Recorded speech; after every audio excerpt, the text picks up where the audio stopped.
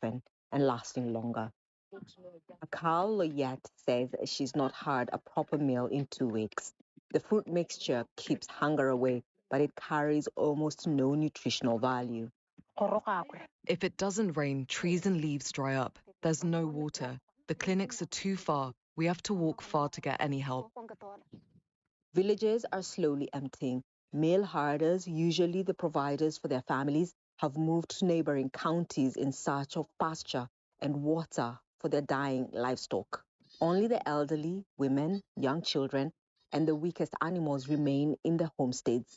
I try to look for food. Sometimes it's not there. If I can't find food, how do I survive?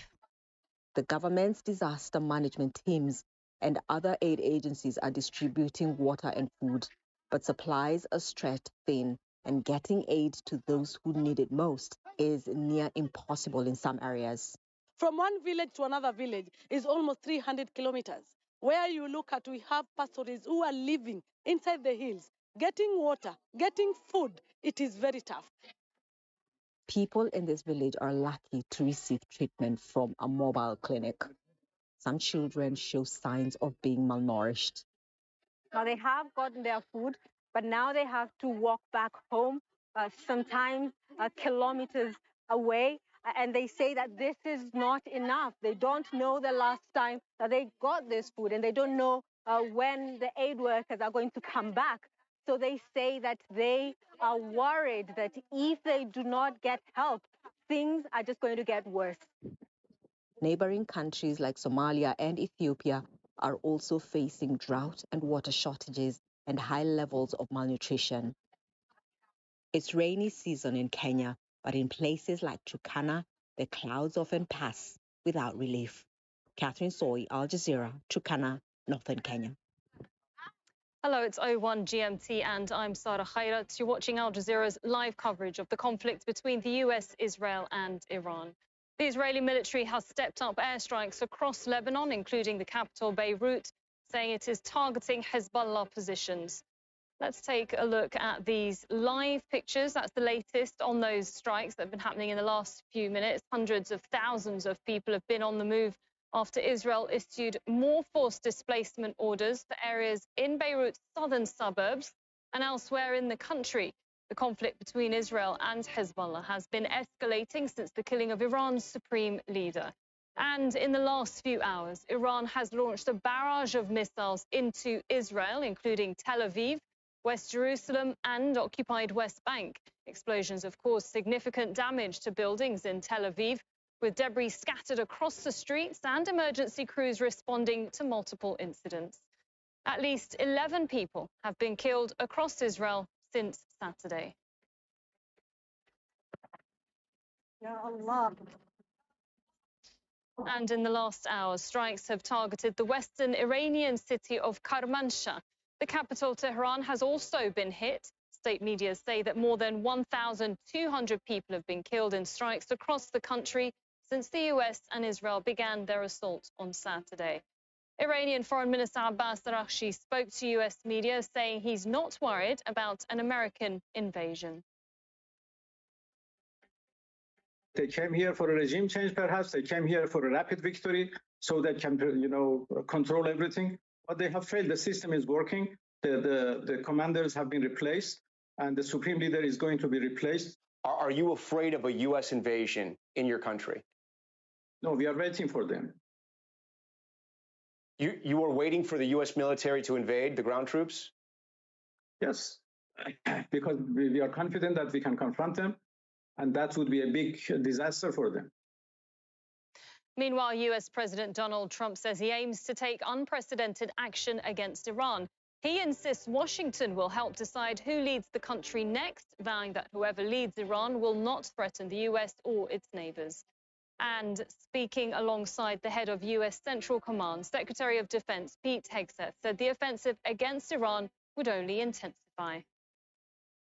You and your team have delivered nothing short of devastating, precise strikes, taking out the better part of Iran's Navy, making it combat ineffective, neutralizing missile sites and launchers, and establishing total dominance over the skies we fly over and seas fly over. Our forces are executing with unmatched skill, and the mission is advancing decisively.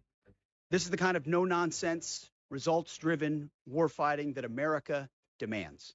If you think you've seen something, just wait. The amount of combat power that's still flowing, that's still coming, that we'll be able to project over Iran is a multiples of what it currently is right now when you add up our capabilities and those of the Israeli Defense Forces. Now, one hotel has come under Iranian attack in Bahrain's capital, Manama. The Ministry of Interior says 2 residential buildings have also been hit. Earlier, a refinery was seen engulfed in smoke after an apparent Iranian strike. And in Kuwait, an explosion has been reported from an airbase. Flames were seen billowing from Ali Al Salem airbase in the south of the country. Right, we're going live to Washington, D.C., Doha, Tehran, Amman and Beirut. Let's first speak to Heidi Pett in the Lebanese capital. Heidi, we were just looking at those live pictures as this conflict between Israel and Hezbollah continues to play out in Lebanon. It's certainly been escalating day on day, hour on hour.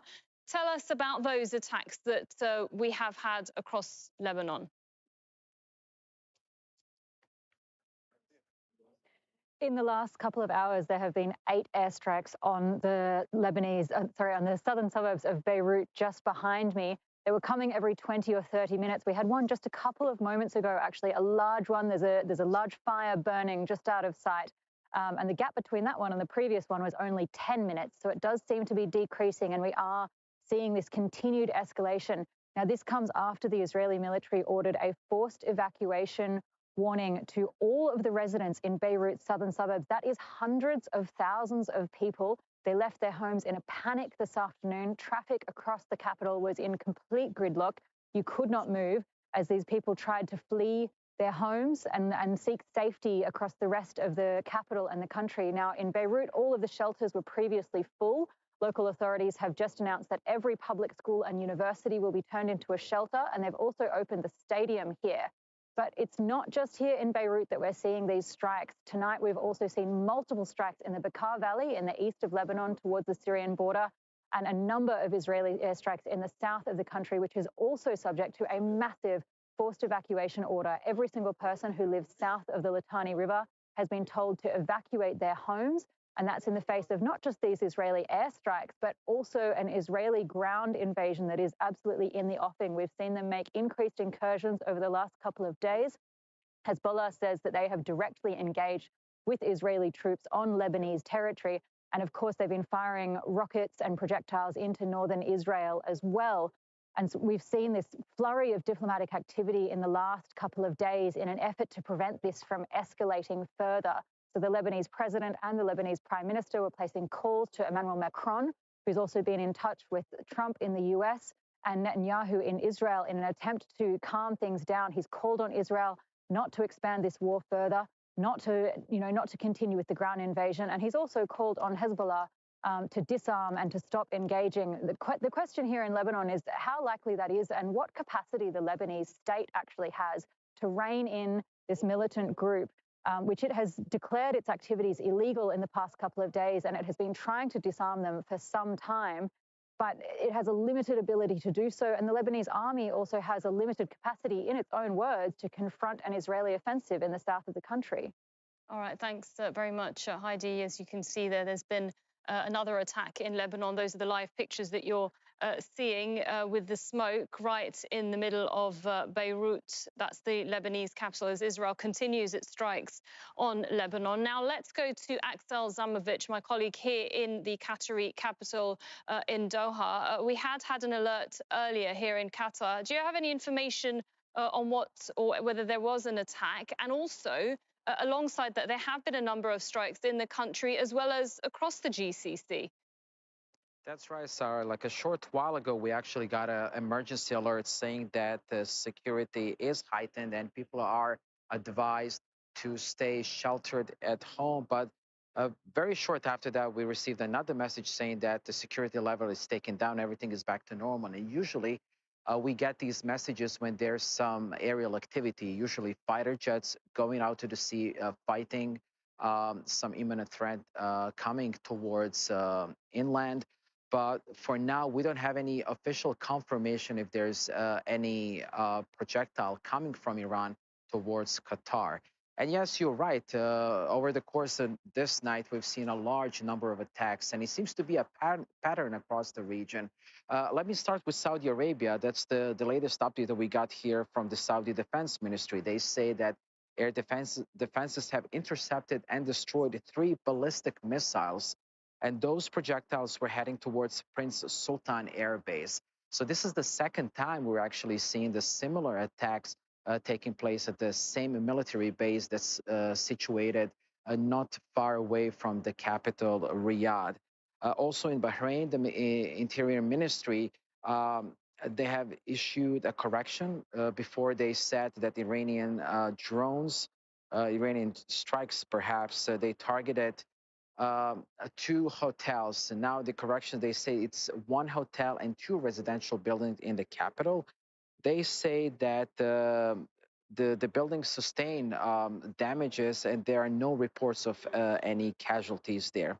But also in Kuwait, we're hearing from the army there that they are facing a large number of missiles and drones. And there are videos circulating on social media showing that there was an explosion and flames rising very close to Ali Al Salem Air Base, which lies to the south of Kuwait City. Following these developments, the U.S. State Department released a statement saying that they are shutting down operations inside the U.S. Embassy in Kuwait City. They say the priority of American citizens working abroad is their priority at the moment. Following those alerts, and also in Qatar, we've seen that there were some explosions during the day. Officials here say they intercepted 13 ballistic missiles, and 1 of them fell into the territorial waters in the United Arab Emirates. We're also hearing that they've been working around the clock to intercept a lot of drones and missiles. They say that falling debris from these interceptions fell onto residential areas, and we're getting reports that nationals of Pakistan and Nepal were injured in these attacks. All right, thanks very much, Axel Zamovich. That's the overview of what's been happening, certainly in this region. Now, let's now go to Amman. That's Jordan's capital, where Rory Challens is live for us there. Rory, of course, there's been plenty of Iranian attacks, from what we understand, on Israel. Yeah, and in the last half hour or so, there have been several rocket alerts going off in northern Israeli towns. That suggests that there's cross-border fire going on from Lebanon at the moment. But yes, previous to that, going from Thursday into Friday, at least 8 Iranian attacks on Israel. The Revolutionary Guard in Iran says that the 21st wave of Operation True Promise, that's its retaliatory operation since the Israelis and the Americans killed Khamenei at the beginning of this conflict. Well, that has been a combined attack of missiles and drones, including what the Iranians say was a cluster munition as well. Now, this attack basically set off several fires in the Tel Aviv area and central Israel. We had videos of emergency services trying to put those out, widespread damage being reported to buildings there. The ambulance service said that nobody had been injured, though. What was this weapon, this cluster munition? Well, the Iranians have a missile, and they call it the Khyber Sheikhan. That translates as the Fortress Buster. It's a pretty recent addition to the Iranian arsenal. It's been in service since 2022. It's a medium-range ballistic missile. That means it can travel about 1,500 kilometers. It's quite sophisticated. It has a maneuverable warhead that means that when it's coming down in its kind of terminal trajectory, it will open up and it will scatter about 20 submunitions or bomblets over an area of about 8 square kilometers. And each of those bomblets has about 2.5 kilograms worth of explosive in them. So it can be pretty destructive. Cluster munitions, well, there's an international treaty against the use of those. Many countries have signed up to that treaty. However, Iran and Israel, not signatories, and they do still use them. This particular weapon that the Iranians have used has been used several times before in this conflict, and the Iranians have telegraphed that, and they say it's one of their main weapons against Israel. All right, thanks very much. We'll re-challenge. Now let's go to Washington, D.C., where John Hendren is live for us. John, we have heard from the U.S. Secretary of Defense, Pete Hegseth, as well as the U.S. CENTCOM commander, effectively both saying that, you know, the war is on track and that the war is theirs. That's right. The Trump administration was very much on message, coordinating what they had to say today. First, President Trump comes out and he describes an Iranian force that is depleted, demoralized, and all but defeated. And then shortly after that, in Tampa, Florida, where Pete Hegseth, the defense secretary, was visiting the U.S. Central Command, he came out and described a U.S. force that was ramping up, not down. And he ended with a warning saying the firepower over Iran and Tehran is about to surge, meaning things are going to get worse. And then the head of the Central Command, Admiral Brad Cooper, described some of the things that were going on lately. B-2 bombers dropping bombs within the hours before that briefing. A ship that remained on fire as the briefing was ongoing because it had just been struck by U.S. forces and it contained Iranian drones. So they were striking at Iran's ability to strike all the countries, the 12 countries it has struck so far around it. And the U.S. forces were communicating the message that they were not depleted of munitions, that they were going to move forward, that they could continue to carry this fight forward, and they would continue to try to diminish Iran's ability to attack. Now, there's been speculation that there would be boots on the ground, but to put that in perspective, President Trump has talked about this as a confrontation that would last weeks, 4 to 5 weeks. That suggests that the U.S. is content to continue this war from the skies.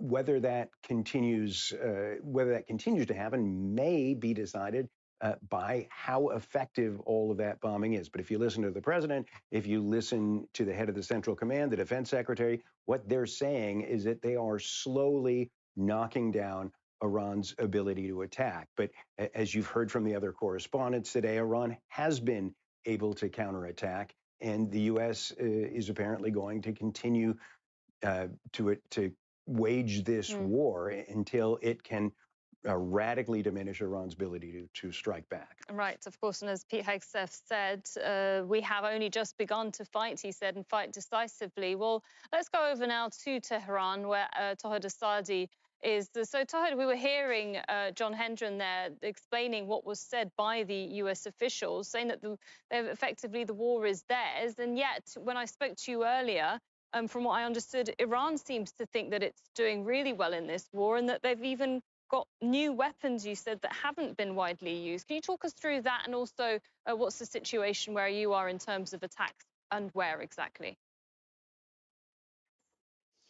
Well, actually, it's now about a week since the commencement of a campaign of strikes by the Americans and Israelis, which paved the way for a confrontation soon to be spread across the region. And right now, we see across the capital here in Tehran the continuation of these strikes, as we have been able to hear the after sounds of several massive explosions in Tehran. And of course, reports are coming from different cities such as Kermanshah, Isfahan, Bushehr, and Shiraz about the continuation of these strikes, not only in the capital, but also in other cities. And of course, the latest statistics indicate that at least in over 170 cities of the country, we have been witnessing the continuation of these air strikes, which is running actually the risk of civilian casualties on the ground. And on that, we know that more than 1,200 people have been so far killed, among which 600 here in the Iranian capital, Tehran. And of course, there are civilian infrastructures, public schools, hospitals being targeted. The latest was yesterday when Azadi Stadium was targeted, as well as a highway service complex in Zanjan Azmin highway, which was targeted, leaving more than 30 people killed. And speaking of the rhetoric here, from what I can say, we've got the spokesperson for the IRGC, the Revolutionary Guards, coming out recently to say that, quote unquote, they are ready for long-time war to punish the aggressor. And also, he continued to say that there are new initiatives, new weaponries are on the way, and they have not been widely used so far. Also, we've got the Iranian Foreign Minister Araghchi recently coming out to say that the country is not thinking about a ceasefire or negotiation under this continued strikes. And of course, we've got the Iranians, the IRGC in particular, talking about the continuation of retaliatory strikes targeting the Israeli territories on the 21st wave. The IRGC came out with a statement to say that they have targeted, quote unquote, the heart of Tel Aviv. And of course, they're saying that so far, over 600 missiles and over 2,000 drones have been used throughout the trajectory of this escalation. They are targeting the U.S. military bases in the region, in regional countries, as well as the Israeli territories, while the Iranian side these days is saying that it is not at war with regional countries, but it is targeting the American bases in those regions. Previously, they warned that in case of a U.S. attack, there's going to be a tough repercussion down the road. Yeah, of course. So that's the roundup there from Iran on what's been happening. Thanks very much, Tawhid Asadi. Now, Sri Lanka has begun to take 280 sailors off an Iranian ship which requested help due to engine trouble. The vessel was heading back to Iran after naval exercises in India, and it comes just one day after a US submarine torpedoed an Iranian warship off Sri Lanka's coast, and it killed at least 87 people. Nell Fernandez reports from the port city of Galle.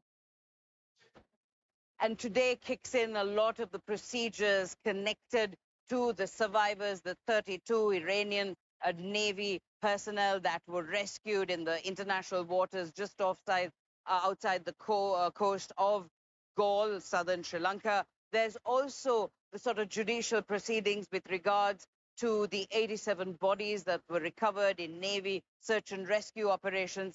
Currently, the additional magistrate of Galle is inside the National Hospital behind me to conduct that magisterial inquiry. This is very much part of procedures.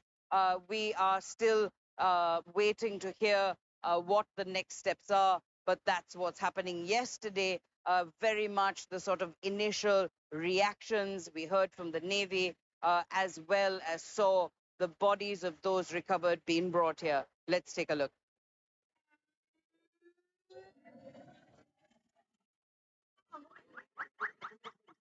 Ambulances screeched through Galle, Sri Lanka's coastal tourist hub, bringing survivors from the Iranian naval frigate Iris Dina to hospital.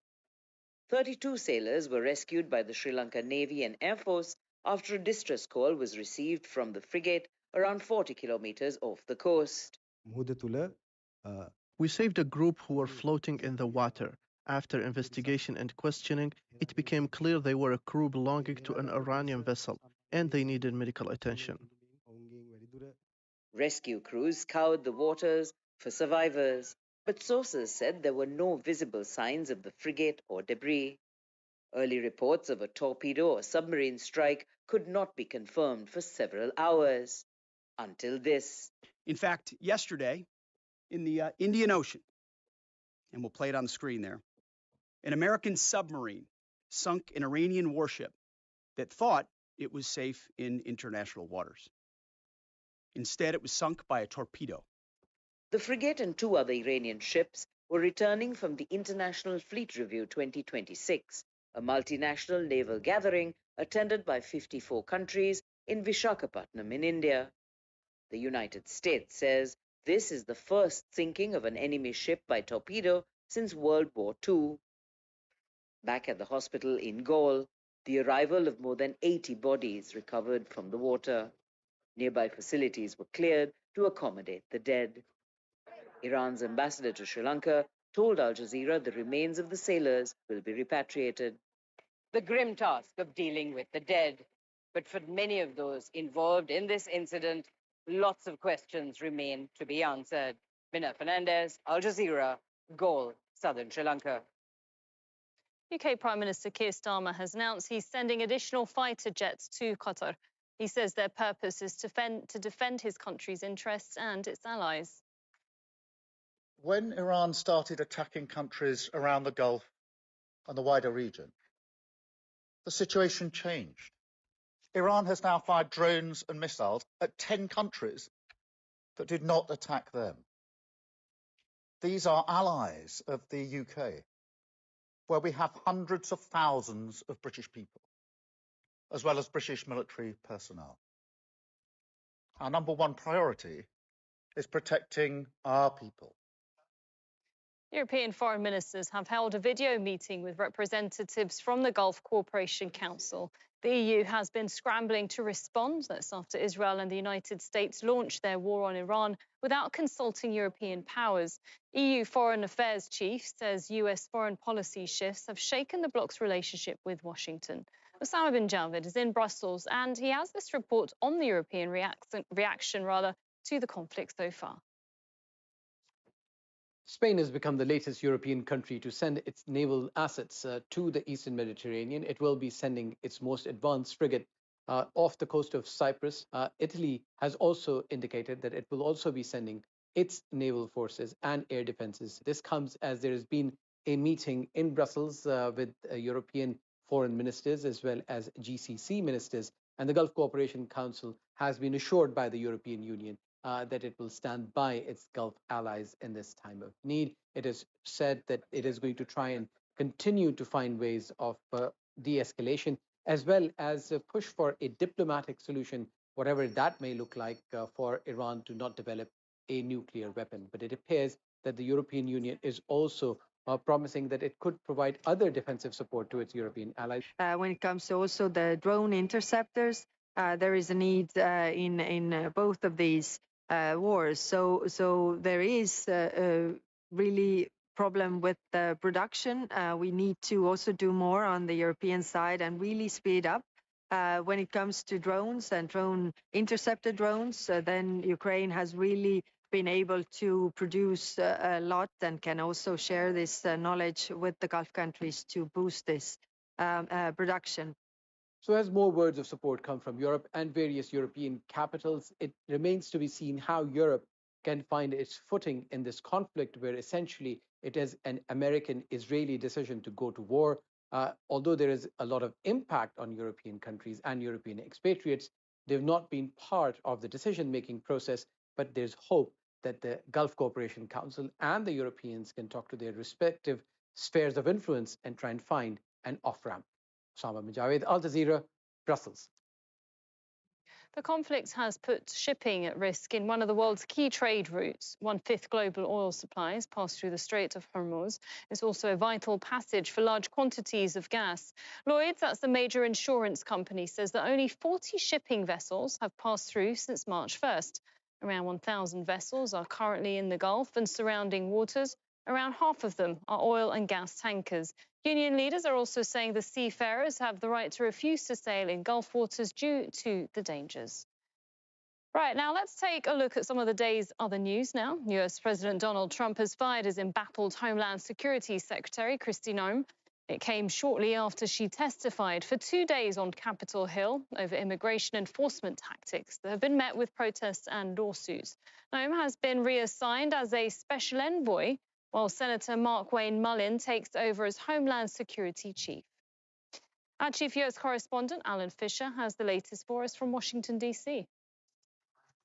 First of all, there was the real difficulty of 2 days on Capitol Hill this week, when she was destroyed under questioning from both Republicans and from Democrats. They were querying her handling of what happened in Minnesota, the death of 2 American citizens that she described initially as domestic terrorists, which proved to be untrue.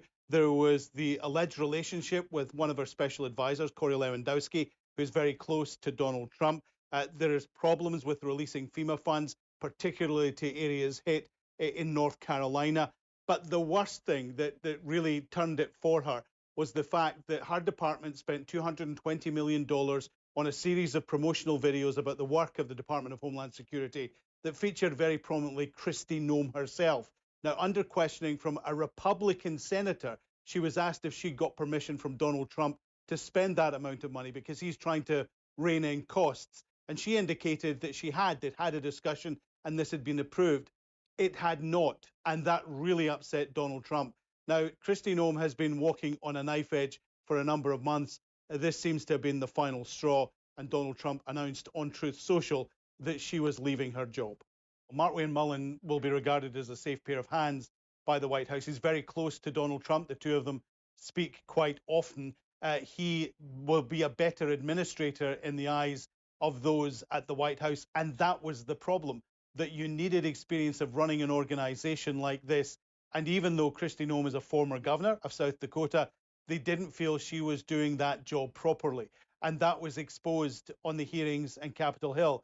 Now, Markwayne Mullen, it's not a shoo-in that he will get the job. Donald Trump has said this handover will take place on the 31st of March.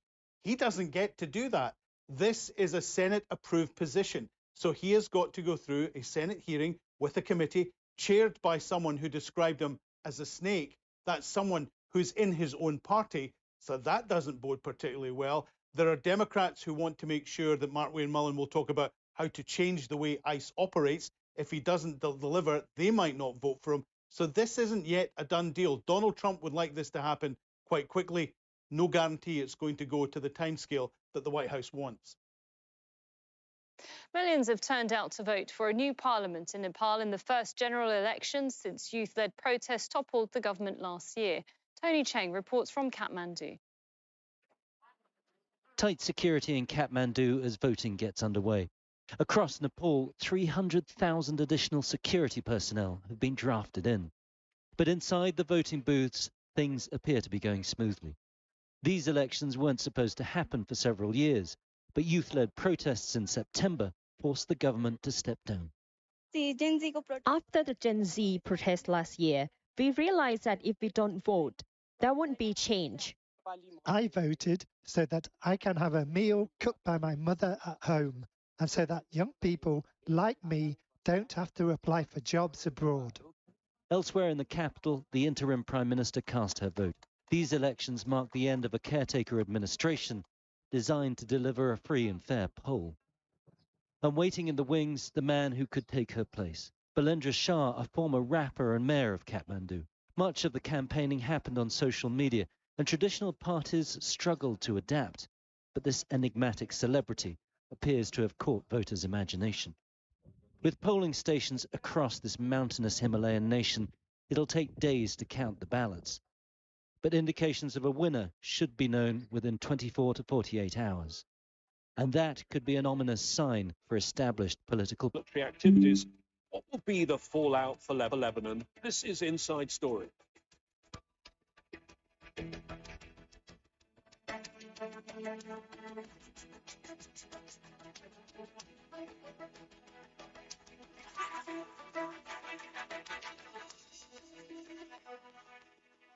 Hello there, I'm James Bays. Lebanon is once again drawn into a war many of its leaders say is not their fight. Against the government's warnings, Hezbollah, armed group, says it has a right to respond as part of what it calls a resistance campaign. But this time, the Lebanese government has responded by taking the decision to ban Hezbollah's military activities and demanding it disarm. The group has not heeded that warning. Now, as the war between the US, Israel and Iran widens to Lebanon, can Hezbollah's involvement be of any real help to Tehran? And what price will Lebanon pay as a result? We'll talk to our panel of guests in just a moment. But first, this report from Imogen Kimber. Israeli airstrikes once again rain down on Beirut and batter South Lebanon. And fire rages in the town Tia after Israeli forces hit an electricity facility. Israel has issued evacuation orders telling residents to move north of the Litani River. So far, more than 83,000 people from the south of Lebanon and southern Beirut have been displaced. Many are now sleeping in shelters and relying on aid to survive. Israel has been pummeling Lebanon near daily, despite a ceasefire with Hezbollah in November 2024. But this current escalation began after Hezbollah fired a barrage of rockets on northern Israel on Monday, in support of its main backer and weapons supplier, Iran, after joint Israeli-US strikes killed its supreme leader. Hezbollah Hezbollah and its Islamic resistance are responding to the Israeli-American aggression, and this is a legitimate right. They wanted a battle in which they reached the furthest limits, but our choice is to confront it until the ultimate sacrifice, and we will not surrender. Israel has pushed further into Lebanese sovereign territory and says it has troops on the ground. Northern Command has moved forward and is creating a buffer, as promised, between residents and any potential threat. But historically, Hezbollah has had some success in ground wars, and analysts say the group may see this as an advantage. Hezbollah was created in 1982 to fight the Israeli occupation of the south, supported by Iran. The group declared victory in 2000 after Israel withdrew from the area. In Lebanon's sectarian political landscape, they have been one of the major representatives of the Shia population in government and provide them with basic services such as schools and hospitals. But many Lebanese people say they act as a state within a state. The Prime Minister has called on Hezbollah to stop its military operations. The Lebanese state declares its absolute rejection of any military actions launched from the Lebanese territory outside the framework of its legitimate institutions. It affirms that the decision of war and peace is exclusively in its hands, which necessitates the immediate prohibition of all Hezbollah security and military activities as being outside the law and obliging it to hand over its weapons to the Lebanese state. The November 2024 ceasefire terms included Hezbollah's disarmament, which had begun. The deal came after the group suffered huge losses to Israel during the war that began in October 2023, including the killing of its leader Hassan Nasrallah. And because of that, Hezbollah seems to consider this fight with Israel to be an existential one. Imogen Kimber, Al Jazeera for Inside Story. Well, let's discuss all of this further with our panel of guests who are joining us today on Inside Story. And in Beirut, we have Heiko Wimmen, the project director for Iraq, Syria and Lebanon at the International Crisis Group. Nimrod Novik is in Tel Aviv, a member of the leadership of Commanders for Israel's Security. He served as a senior policy advisor to the former Israeli Prime Minister Shimon Peres. And in Washington, D.C., Nabil Khoury, a former U.S. diplomat and non-resident fellow at the Arab Center, Washington, D.C. Thank you very much for joining us on Inside Story. Let me start with you, Heiko, because you are there on the ground in the place where, in recent days, bombs have been falling. What is your assessment of why Hezbollah decided to take the action it did after the death of the Ayatollah? Well, I would say I take them at their word. They said right after the attack in the first statement that this was to avenge Khamenei, and like kind of tacked on at the end of that statement was and in defense of Lebanon, which is I would say is a nod to the fact that burning Lebanon on the altar of Iranian interest, as you could put it, is not something that is very popular in Lebanon, including perhaps within the bases, the grassroots support of Hezbollah. So it was certainly that motivation. It was the motivation to join Iran, to join the, let's say, the center of the axis of resistance in this fight. And then we can discuss whether that was an order from Tehran or whether the people here that on their own accord, but this seems to be the central motivation. So, Nabil, one of the reasons I'm asking that question is to rewind till last year, June of last year, during the war then, the war that lasted 12 days. Israel attacked Iran, then joined in by the US. Of course, we didn't know that that was going to be just 12 days at the time. It could have gone on much longer. Hezbollah, on that occasion, its guns remained silent. What's the difference, do you think? I think it's partially the assassination of Khamenei, but it all goes back to Gaza. People must understand that the sentiment for the Palestinians and the mass murder that they underwent in Gaza resonates deeply with a lot of people's in Fertile Crescent countries, not just in Lebanon. And Hezbollah took a serious beating from the 2-year war. So it's been laying low, and it's been very patient since the ceasefire about a year ago.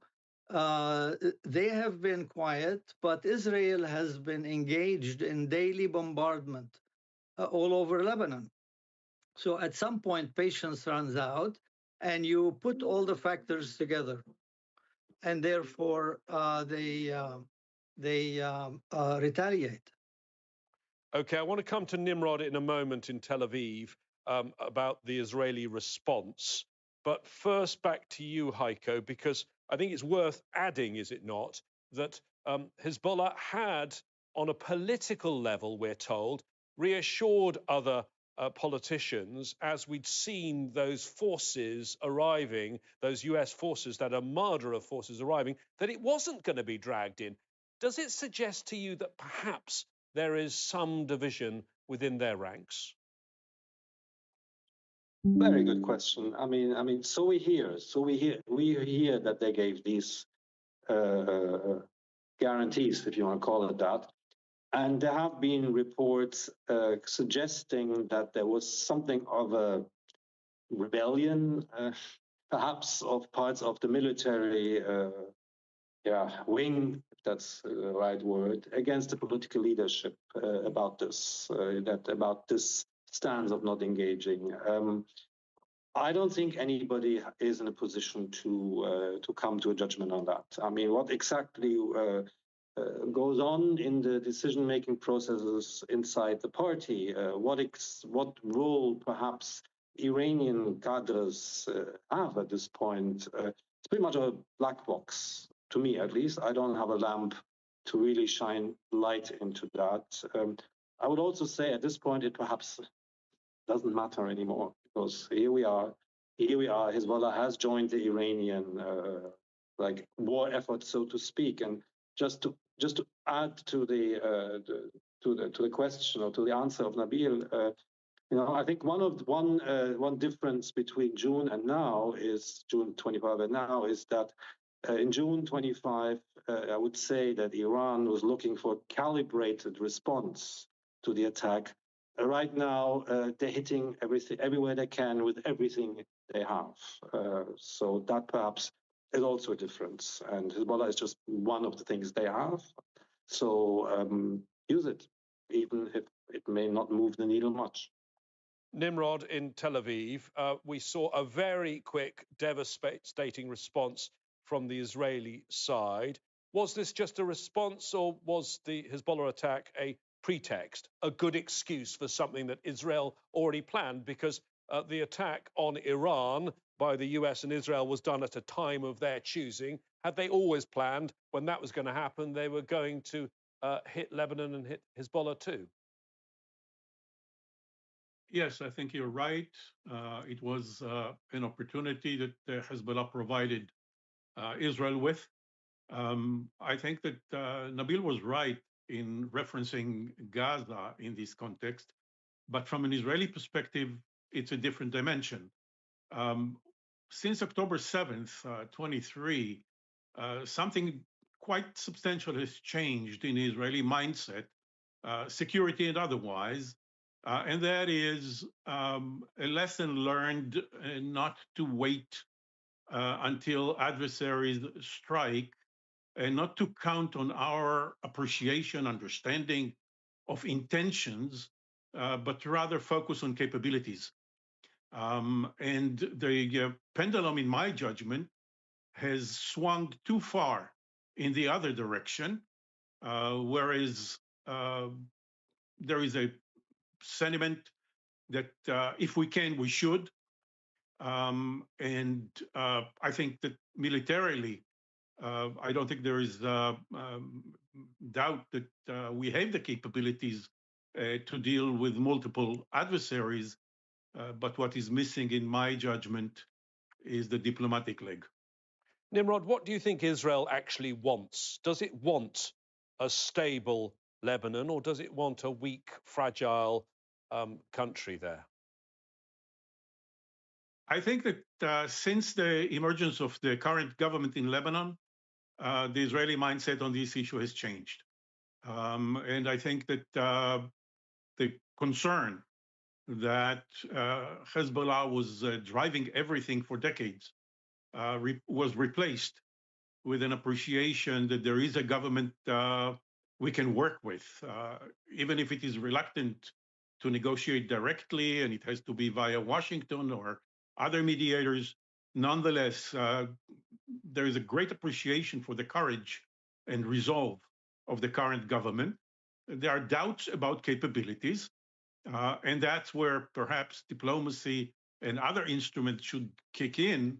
But yeah, I think Israel wants a stable Lebanon where Hezbollah might remain as a political force for sure, but is not threatening, neither Hezbollah nor anybody else threatens our civilian population. Nabil, talk there of the new rulers, the new leaders in Lebanon, because you do have a new top team, a new Prime Minister, Nawaf Salam, who has been an international judge and an ambassador, and a new president, Joseph Aoun. They have also taken a new approach, a very different approach, now that conflict has broken out, saying that Hezbollah needs to stop all military activities. Are you surprised by how bold their approach is, and are you worried about where it could lead, though? Well, I'm not surprised. There's a lot of pressure on them from Washington and from Tel Aviv, but their words have not really been translated into any kind of wise action. And I'm thinking of diplomacy here. There are many analysts in Israel as well as in Washington who understand full well that the Lebanese state, the Lebanese army, does not have the capability to disarm Hezbollah and does not have the political will to do so, knowing also that if they did, another civil war would break out in Lebanon. The problem is that the political appointees, the government, the decision makers in Israel and Washington don't understand or refuse to understand, and they don't care if they push Lebanon towards another civil war. So the question here is, the new government wants to have the exclusive right to decide war and peace. Fine, everybody agrees in principle to that. But the Lebanese state has historically failed to do either. They've never defended the border of Lebanon, and they've never used diplomacy effectively enough, first of all, internally, to agree on a national defense strategy that all Lebanese would agree to, and then use its contacts in the West to help bring about peace, and to begin with, stop the daily harassment by Israeli forces. Heiko, I mean, the big question, or one of the big questions here, is what has Hezbollah got now? What are their capabilities? What is their weaponry? How many missiles have they got left? And that remains a very unanswered question, because we don't know how damaged they were in the last war, 2023 to 2024. What's your assessment? I mean, well, for that, you should probably ask our friends in the Israeli military intelligence or think tanks that speak on their behalf. I don't know. I simply don't have no way of knowing. No access to this information. But I think what we see is that there are residual capacities. There is residual capabilities. They can shoot missiles, smaller salvos. They can fly drones. It doesn't seem to be much compared to where they were a year and a half ago, basically before the big Israeli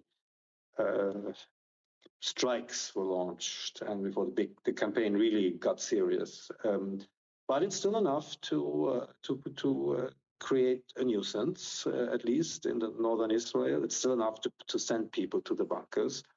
it's still enough to give Israel a pretext to say we have to occupy a buffer zone up to the Litani, up to the Awali. We'll see how far they want to go, right? So that capacity is clearly there.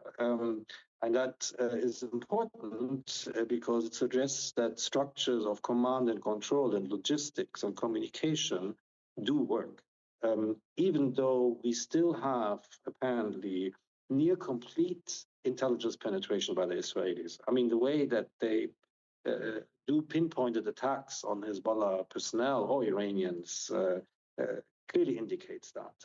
And this also means if they can do that, if they can coordinate enough and efficiently to actually attack the Israelis under fire, under this kind of pressure, with this kind of intelligence penetration, then they surely can also mount a coherent military response if anybody comes domestically in Lebanon, the Lebanese army, for instance, comes after them and their weapons. And I think this is very important to realize and keep in mind. I mean, there have been suggestions that they're non-existent, that they're completely destroyed, that there's no way of pushing back. If the army would only push once, so to speak, this whole structure would be collapsed like a house of cards. They would be shown like in class. It will look like a Wizard of Oz. I think after these few days, I don't think anybody would propose that anymore. And if he or she does, it's reckless. Nimrod, let me ask you the same question about the strength of Hezbollah. I know you are no longer plugged into all the secret Israeli intelligence, but you are very plugged into what's being said there in Israel. How strong do people think Hezbollah is? And let me add another part of the question. Also, how strong is Hezbollah's leadership? Because Hassan Nasrallah was killed in the last war. Naim Qasim, many observers say, is no Hassan Nasrallah. Yeah, I think the sentiment in Israel, you reflected it accurately in terms of the leadership quality, the charisma, the command and control, etc. The perception here, at least in the public domain, I have to be careful, is that Hezbollah has residual capacity to cause considerable damage. They have not used the few dozen longer range missiles that they do have. They used only short range ones, as well as a few drones. In both categories, in all three categories, they still have residual capacity. I believe that the Israeli security forces are capable, both due to the intelligence penetration that was mentioned and due to other capabilities, is capable of further eroding the capacity of Hezbollah, and I expect that to happen in the coming days. I respectively dispute the assumption that in Jerusalem we don't care or even wish to see a civil war in Lebanon. I believe that is not true. I think we would like to see a stable Lebanon, but in the equation between eroding further Hezbollah capabilities and just sitting by and expecting it to launch at will, we are not going to sit back and just watch it. Nabil, we've heard lots of talk with regard to the wider war, the US and Israel against Iran, that this is existential for Iran. Is this existential for Hezbollah too? Do they think they're fighting their last war here? I think this is certainly one of the reasons that caused them to react when they did, is that Israeli daily bombardments have been reaching, as Heikel said, sensitive areas. Their intelligence has been very good. And therefore, in addition to decimating a large part of the leadership of Hezbollah, they've certainly degraded Hezbollah's firepower. And at some point, the feeling in Hezbollah leadership is, if we don't react now, we will lose the ability to react, period. And so they jumped into the fray. And again, they're banking here on Israeli society tiring from this war and Donald Trump tiring from the economic cost, which is huge, which will ultimately affect the average consumer in the US and therefore the average voter. So he may stand to lose a lot of votes in the upcoming elections. So this was a gamble on Hezbollah's part, but in the end, they do have a fight still in them, certainly with Israel, but I think more importantly, internally. If there is a confrontation with the Aliyah, which I doubt very much that it will come to that, but if there is a kind of a mini civil war in Lebanon, different weapons, we're not talking about long-range rockets anymore. We're talking about small arms and hand-to-hand, and in that area, Hezbollah is still very strong. So there's still a factor. Heiko, you are there in Beirut. The Lebanese people have suffered so much over so long.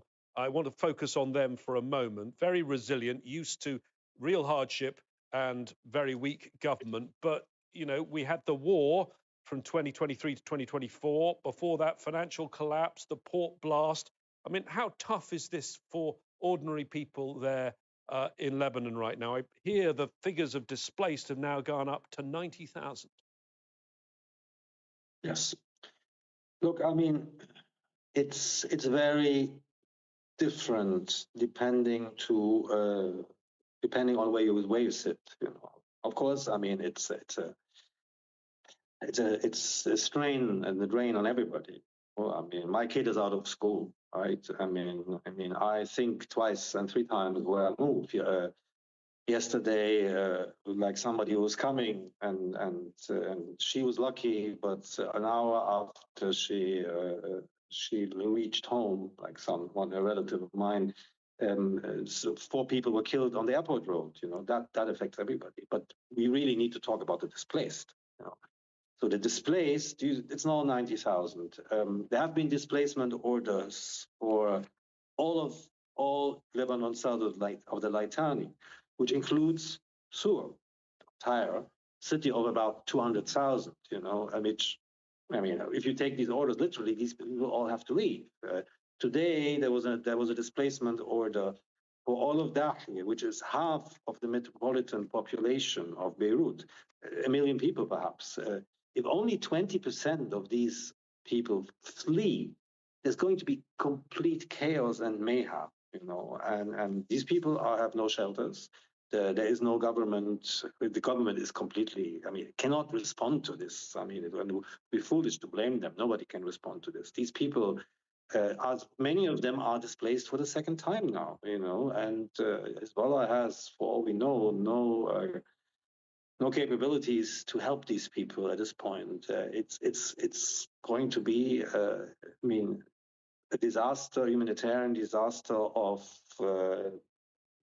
I think, for this country, unprecedented size. Okay. And there's a potential. Let me just bring in Nimrod, if I may, one last time. I mean, for Israel, this isn't a second front in the war.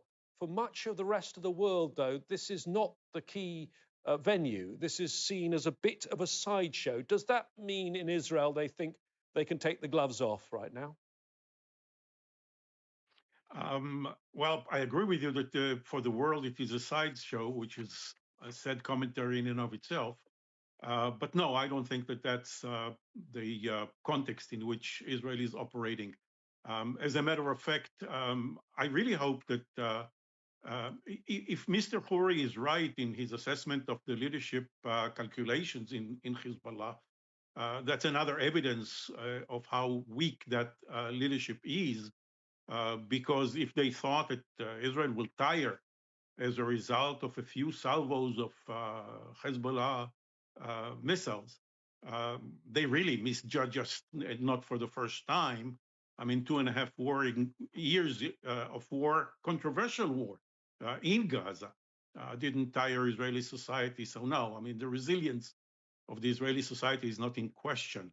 Also, I somehow doubt that they reached a conclusion that if they don't fire now, tomorrow they will not be able to, because if that was the case, they would not just confine themselves to a few missiles here and there and a few drones here and there. I think that they were half-heartedly responding to Iranian urgings. Thank you very much, Nimrod Novik, Heiko Wimmen, and Nabil Khouri. Comprehensive coverage of the conflict continues on Al Jazeera with our teams on the ground across the region. You can also go a little deeper with even more context and analysis on our website, aljazeera.com. We'd love to hear from you too. Go to our Facebook page. That's facebook.com/AJ Inside Story, or use X there. Look for @AJ Inside Story. For now, from me, James Bays, and the whole Inside Story team, stay safe, keep healthy. Bye-bye for now.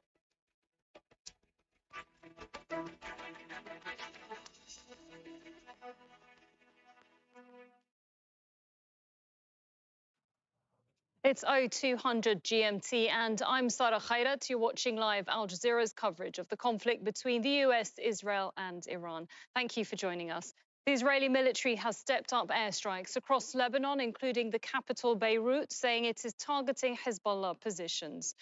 These are the live pictures from the latest strikes. Hundreds of thousands of people have been on the move after Israel issued more forced displacement orders for areas in Beirut's southern suburbs and elsewhere in the country. The conflict between Israel and Hezbollah has been escalating since the killing of Iran's supreme leader. As you're seeing there, those live pictures, several huge, what looks like huge explosions that you just saw there on your screen. And of course, this is the situation that we are seeing daily throughout this war as Israel continues not just strike Iran, but also Hezbollah targets, it says, in Lebanon. This is what you're seeing now are the live pictures there in Beirut. It has been targeting an area, a suburb called Dahia, and that's where it has also issued forced evacuation orders where hundreds of thousands of people, of course, are living, and many of them are staying in the streets. Those are the live pictures there that you're seeing from Beirut in Lebanon. Ya Allah. And in the last hour, strikes have targeted the western Iranian city of Kermanshah. That's the capital. Rather, the capital, Tehran, has also been hit. State media say that more than 1,200 people have been killed in strikes across the country since the US and Israel began their assault on Saturday. Iranian Foreign Minister Abbas Araghchi spoke to US media, saying he's not worried about an American invasion. They came here for a regime change, perhaps. They came here for a rapid victory so they can, control everything. But they have failed. The system is working. The commanders have been replaced, and the supreme leader is going to be replaced. Are you afraid of a U.S. invasion in your country? No, we are waiting for them. You are waiting for the U.S. military to invade, the ground troops? Yes, because we are confident that we can confront them, and that would be a big disaster for them. Well, in the last few hours, Iran has launched a barrage of missiles into Israel. That's including Tel Aviv, West Jerusalem, and occupied West Bank. Explosions, of course, significant damage to buildings in Tel Aviv, with debris scattered across the streets, and emergency crews responding to multiple incidents. At least 11 people have been killed across Israel since Saturday. Meanwhile, US President Donald Trump says he aims to take unprecedented action against Iran. He insists Washington will help decide who leads the country next, vowing that whoever leads Iran will not threaten the US or its neighbors. And speaking alongside the head of US Central Command, Secretary of Defense Pete Hegseth, well, he said the offensive against Iran would only intensify. You and your team have delivered nothing short of devastating, precise strikes, taking out the better part of Iran's navy, making it combat ineffective, neutralizing missile sites and launchers, and establishing total dominance over the skies we fly over and seas we fly over. Our forces are executing with unmatched skill, and the mission is advancing decisively. This is the kind of no-nonsense, results-driven warfighting that America demands. If you think you've seen something, just wait. The amount of combat power that's still flowing, that's still coming, that will be able to project over Iran is a multiples of what it currently is right now when you add up our capabilities and those of the Israeli Defense Forces. One hotel has come under Iranian attack in Bahrain's capital, Manama. The Ministry of Interior says 2 residential buildings have also been hit. Now, earlier, a refinery was seen engulfed in smoke after an apparent Iranian strike. And in Kuwait, an explosion has been reported from an airbase. Flames were seen billowing from Ali El Salem airbase, that's in the south of the country. Right, well, we're live from Washington, D.C., Doha, Tehran, as well as Beirut. Let's go now to Heidi Pett in Lebanon's capital. Heidi, we have been hearing from Hezbollah, the armed group that is affiliated to Iran. What have they been saying? This is just coming in the last few minutes.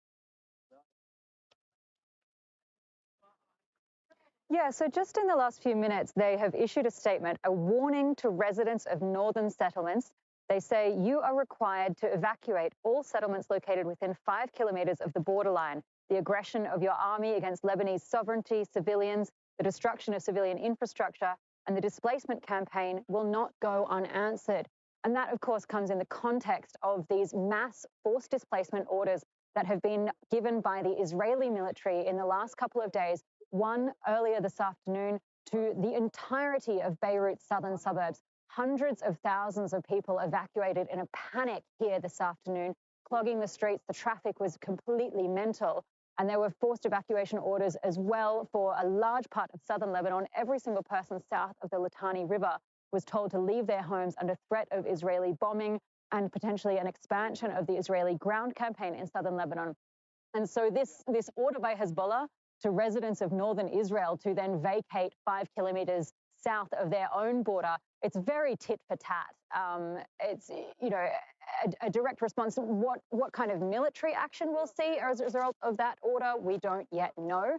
They do say that they have been directly engaging Israeli troops in the south of Lebanon. And of course, they've been continually targeting Israeli bases and installations and troops with rocket and projectile fire and drones over the last couple of days since this latest escalation happened earlier on Monday evening. Yeah, whether this is a real warning and we're going to see increased activity in northern Israel, or whether this is an attempt to, you know, to sort of fight back in the psychological war that is also being waged here in Beirut and across the country, with these people who are being forced to leave their homes with barely a moment's notice.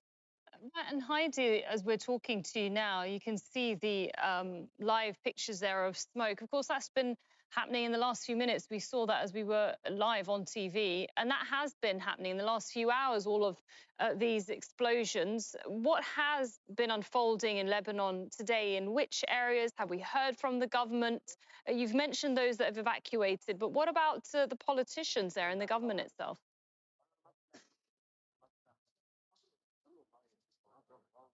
Yeah, so there has been a flurry of diplomatic activity over the last 2 days here in Lebanon, because we've seen this Israeli warning, you know, telling everybody in Dahia, in Beirut's southern suburbs, to evacuate. And we've seen the Lebanese prime minister and the Lebanese president making calls to Emmanuel Macron, begging him, asking him to intercede on their behalf with the Americans, with the Israelis, to make sure that Dahia is not destroyed, because we've seen this escalation of language by Israel in the last day or so. The far-right finance minister, Bezalel Smotrich, said that Dahia would become like Khan Yunis, which is, of course, that city in southern Gaza, which has been basically razed to the ground. So Macron has been making calls to the Americans, to the Israelis, telling them, you know, not to destroy Dahia, basically, and not to expand this ground offensive. But we can say in the last couple of hours, I don't know if that diplomatic blitz has been successful so far. There have been 11 airstrikes. Yeah, because I was going to say, how much influence can he have on? But the last two are actually only 5 minutes apart. How much influence could Macron have in this?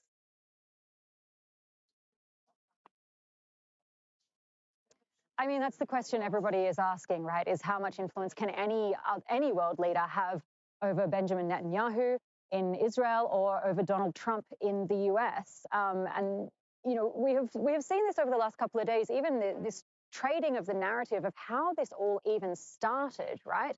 Donald Trump, at one point we had representatives of his government saying that they were forced to strike Iran because they knew that Israel was going to do it and it would put US troops in danger. And you wonder, in which direction does that leverage actually go? Does the US have leverage over Israel, or does Israel have leverage over the US? And does anybody have any leverage over the pair of them? All right, thanks very much for that update. So much going on, of course, in Lebanon, but also here where we are in Qatar, in the capital, Doha. My colleague Axel Zamovich is live for us. Axel, earlier we received some messages from the government. This is something that's been happening periodically here. What were those messages? And can you give us an overview of what's been happening across the GCC? Sure, yeah. Just an hour ago, we received an emergency alert saying that the security threat is really high, that everyone was urged to basically stay indoors. But very shortly after that, we received another message saying that that security threat has been eliminated. But now we actually got a confirmation from the Qatari Defense Ministry saying that they intercepted a drone attack heading towards Al Udeid, the military base. Just a quick reminder, that's the largest U.S. military installment here in the Middle East. But also, prior to that, we heard loud explosions in Qatar on Thursday midday. We heard loud bangs. Everybody in Doha is pretty much aware that all the interceptions and explosions happening in the sky above the city. We also got a confirmation from the authorities saying that 14 ballistic missiles were fired from the Islamic Republic of Iran towards Qatar. 13 of them were intercepted and one fell into the territorial waters. But across the region, we actually see a pattern of these incidents. Let me start with Saudi Arabia, getting an update from there. They say that their air defenses intercepted and destroyed 3 ballistic missiles, and they were heading towards the Prince Sultan Air Base. This is the second attacks, is a second incident we've seen in the past couple of days. And officials, they say they were detected as they approached the base, and they were taken down before reaching their target. Also in Bahrain, we're getting more updates from the Interior Ministry. They're saying that a hotel and 2 residential buildings were hit by an Iranian projectile. Officials say that attacks caused material damage, but there are no reports of any casualties there. Also, the Kuwait army has been updating us all night long. They say they are facing a large number of ballistic and cruise missiles along with a large number of drones.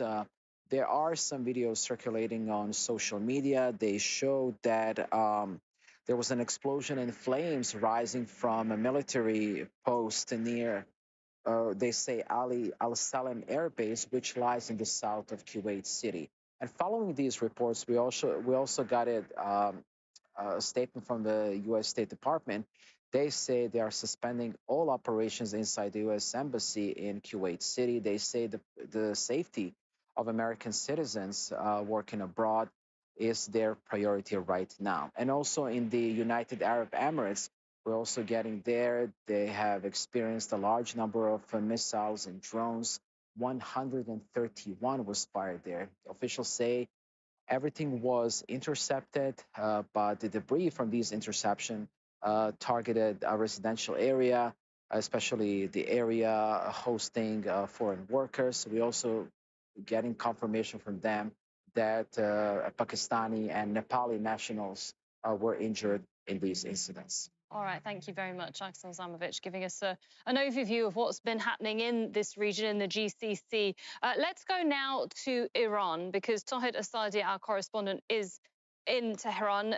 Tawhid, we're receiving reports that the Israeli military has begun what they're calling a broad-scale wave of strikes against Iranian infrastructure, specifically in Tehran, where you are. What is happening from your knowledge? Is this happening as we speak? This is not just my knowledge, but what I just felt, a shockwave, a serious shockwave of the explosions just happened in the actually this part, which is the southeastern part of the Iranian capital, we heard sounds of extremely massive explosions taking place. And also a few minutes before I began, we heard the sounds of fighter jets overhead, which is sign of continuation of these Israeli and American strikes targeting different parts of the Iranian capital and across the country. Also, we are hearing reports from Shiraz, Isfahan, Kermanshah, and elsewhere about, again, the continuation of these strikes.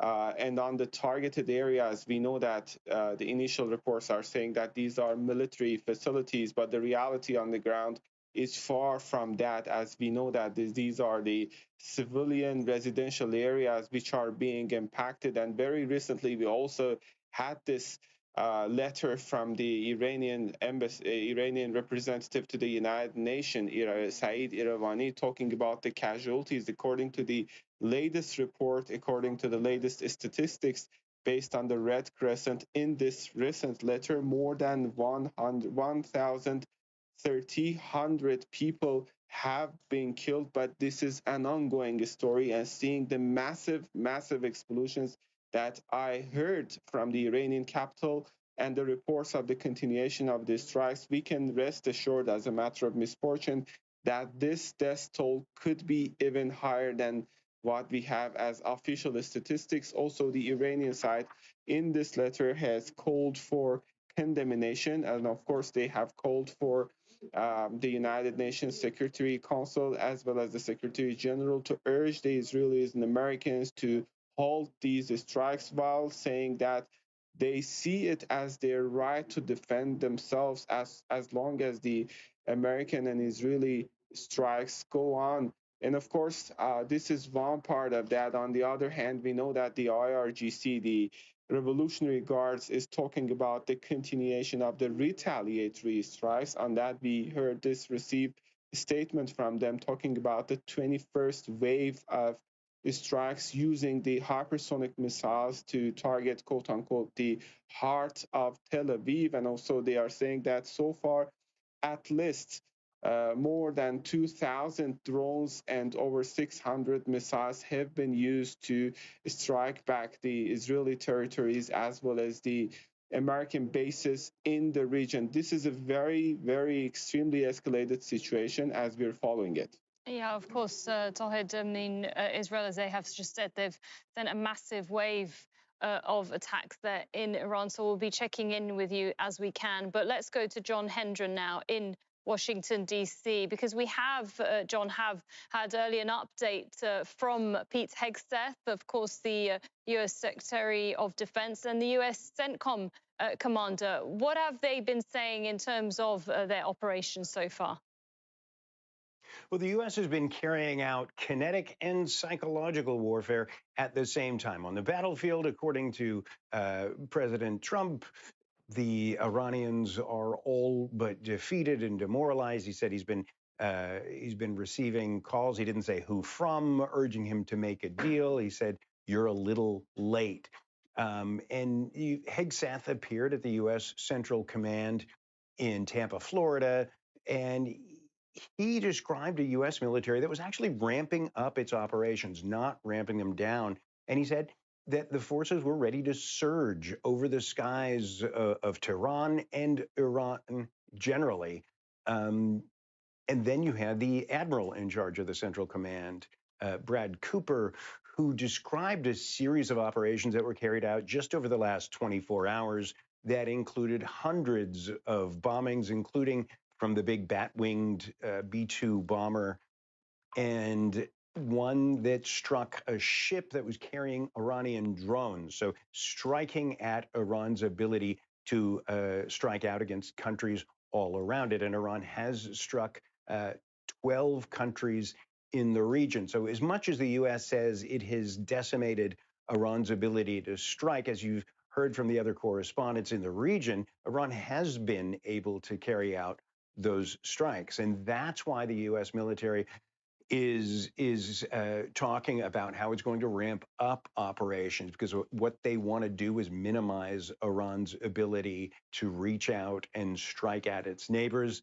And ultimately, what they want to do is effectively crush Iran's military, something they haven't fully done. But one of the limitations that has been set, apparently by the Trump administration, is that they're doing all of this from a distance, from the skies. They don't have boots on the ground there, and that might limit exactly what they can do and how effective they can be. But that hasn't stopped the U.S. administration from a certain amount of hubris.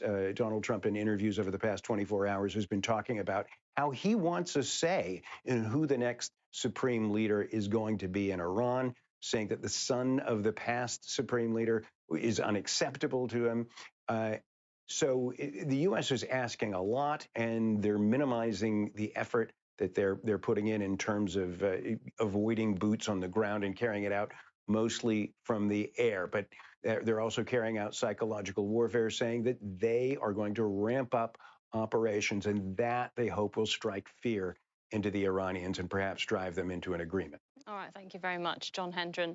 They're breaking down to us what has been said from the Trump administration today with regards to the war. And also in Washington, D.C. is Norman Raw. He's a former senior U.S. intelligence official and senior non-resident advisor at the Center for Strategic and International Studies. Thank you for joining us once again. Now, victory on both sides. That's according to the Iranian officials, and as we heard there from John Hendren, also from the Americans. An interesting statement from Iran today saying that they will be using new weapons. New weapons are yet to come. What do you think those sorts of weapons are? And is Iran using different tactics, do you think, moving forward? Good evening to you and to your viewers. Iran is very unlikely to have any new weapons. Iran's weapon inventory primarily consists of asymmetric weapons, of missiles, drones, and cyber tools.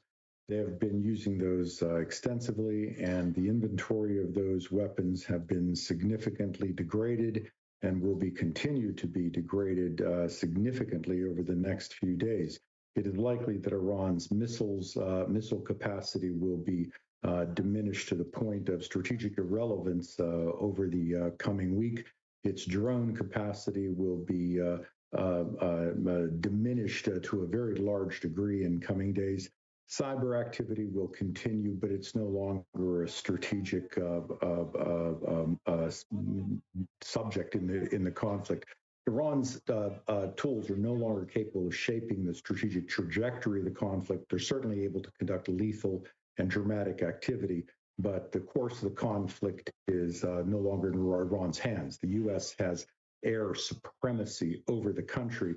It can now decide which target it wishes to destroy at any time. Now, you are right, of course, when you say that the US is the world's superpower. It does have supremacy when it comes to its military, but it's not just Israel and the US involved here. Now the region, it's widened. The Gulf countries have been forced to be involved somehow. Could we expect any counter operations from the GCC? And if not, what are the options on the table for them? And also, yes, Iran might not have that military might, but they have other ways of perhaps crippling economies, for example. Well, it's obviously a sovereign right of the Gulf Cooperation Council states to determine how they wish to strike back against Iran. It's unlikely that there will be a significant response simply because of the vast amount of offensive operations that are underway now by the United States and Israel. The offensive operations that are being conducted against Iran's missile, drone, and other strategic targets are going to diminish, as I say, the actions by Iran in coming days. Yes, Iran could continue to attack civilian targets and energy targets and other targets, but keep in mind the retaliation by the United States against similar Iranian targets and leadership targets in Iran would be vastly consequential should that be undertaken, and that has not happened. Right. Mr. Norman, you've had plenty of years of experience in all of this, but history does tell us that US wars have often led the country into chaos. The Iraq experience is a good example, a security vacuum, many deaths through a civil war, perhaps as a result, armed groups like ISIL, Al-Qaeda. Now, if Iran is completely broken by the end of this military campaign, then what happens next, and would that serve American interests? Well, certainly it would not. It would not serve the interest of the Iranian people nor the people of the Gulf. And that is not America's intention nor plan. And we can see thus far that America has not undertaken activities to do that. America has undertaken its operations against Iran's nuclear, missile, Quds Force activity, and large Revolutionary Guard elements. Now, America will likely degrade further strategic targets, but beyond that, America has not undertaken operations to decimate Iran's structure to the point where the government collapses. That would be something that the United States would certainly not want to see. And speaking of the government, Trump has said earlier today that he wants to stay in Iran's leadership, but perhaps no surprise there. He has said the template when it comes to leadership is Venezuela. But that's a totally different country, different region, different system, different ideology. Frankly, sounds quite unrealistic, really. Well, not really. I think we need to describe what we're saying. We're looking for a leadership that is not looking to commit aggression against its neighbors and against the United States. How the Iranian people choose to rule themselves and how the Iranian people need to lead themselves, that's not America's concern. But a leader that conducts aggression against the United States, maintains a missile program, a nuclear weapons program, it's not unreasonable to think that the United States would have a voice on that. I mean, look, for people in the region that have lived here and grown up here, many of them fear that a leadership, with US interference could imply them being a puppet to America. Well, that's certainly not U.S. intent. And in fact, if you look at the Trump administration's national security strategy, it specifically states we're not interested in nation building. The United States has not done that in Venezuela. The United States has stayed out of those countries. The Trump administration routinely talks about not wanting to be involved in long wars or in other countries. And most of its internal senior officials talk about their strong desire not to be involved in any sort of lengthy conflict in the region. So there's obviously no political desire to do that. But there's also no desire to be put up with a country that endlessly sends terrorists to the United States, endlessly talks about nuclear weapons, and endlessly talks about ICBMs. And not to put too fine an edge on it, those interests are also the interest and the complaints of every Gulf Cooperation Council country, every European country, and every United Nations Security Council country. These are not just the complaints of the United States. We're just the only country that's acting on it. All right, thank you very much. We've run out of time, so we'll have to leave it there. Norman Rule, thank you. Now, the Republican-controlled House of Representatives has rejected a resolution that would have restricted President Trump's war in Iran. The vote came one day after senators blocked a similar resolution. Patty Culhane reports from Capitol Hill. On this vote, the yeas are 212, the nays are 219. The concurrent resolution is not adopted. After hours of debate and mostly along party lines, the U.S. House of Representatives declined to order U.S. President Donald Trump to stop these attacks in Iran. Democrats argued he didn't have the authority or a plan. It is about, and set aside, if you will, for a moment, the Constitution. Should the representatives of the people authorize an action that will kill many of those people and that will consume blood and treasure? Our framers certainly said the answer to that question is yes. Let's not abrogate our constitutional duty or our constitutional power. Vote yes on this resolution. That plea did not move the majority of Republicans. All but two voted against. This war powers resolution is ill-timed and ill-advised. Congress must stand with the president and our military to finally close, once and for all, this dark chapter of history and pave the way for lasting peace. The Constitution makes clear the only other branch of government that could have stopped this is Congress. But they could have another chance because the law says that after 90 days, the president has to get congressional authorization, and pressure could be mounting on Republicans. So let's assess. Some of the most prominent Trump supporters in the media are outraged for what they see as the real reason for the attacks. Why did this happen? Now, in this case, there's a really simple answer. This happened because Israel wanted it to happen. This is Israel's war. This is not the United States' war. This war is not being waged on behalf of American national security objectives to make the United States safer or richer. This war is not actually even about weapons of mass destruction, nukes. Also criticizing the warnings about imminent attacks from Iran, the administration has claimed. Does it make any sense to you that Iran was planning preemptive strikes against us and our civilians, knowing full well of the massive military assets we had moved into the region, the aircraft carriers and so on? Obviously, it doesn't. In his second term, President Trump has launched strikes on 7 separate countries with little consequence for the American people. But this time that could be very different for the U.S. military and the economy. Patty Culhane, Al Jazeera on Capitol Hill. Right, if you're just joining us, here's a quick recap of the top stories at this hour. The Israeli military has stepped up airstrikes across Lebanon, including the capital, Beirut, saying it's targeting Hezbollah positions. Hundreds of thousands of people have been on the move after Israel issued more forced displacement orders for areas in Beirut's southern suburbs and elsewhere in the country. In the last few hours, Iran has launched a barrage of missiles into Israel, including Tel Aviv, West Jerusalem and occupied West Bank. Explosions have caused significant damage to buildings in Tel Aviv. Meanwhile, Lebanon's Hezbollah has warned Israeli residents to evacuate towns within 5 kilometers of the border.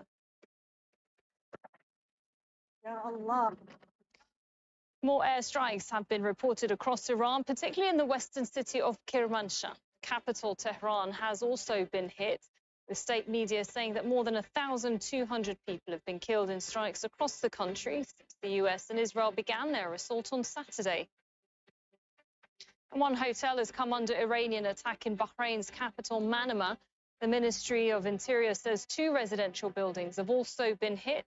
Earlier, a refinery was seen engulfed in smoke. That's after an apparent Iranian strike. And in Kuwait, an explosion has been reported from an airbase.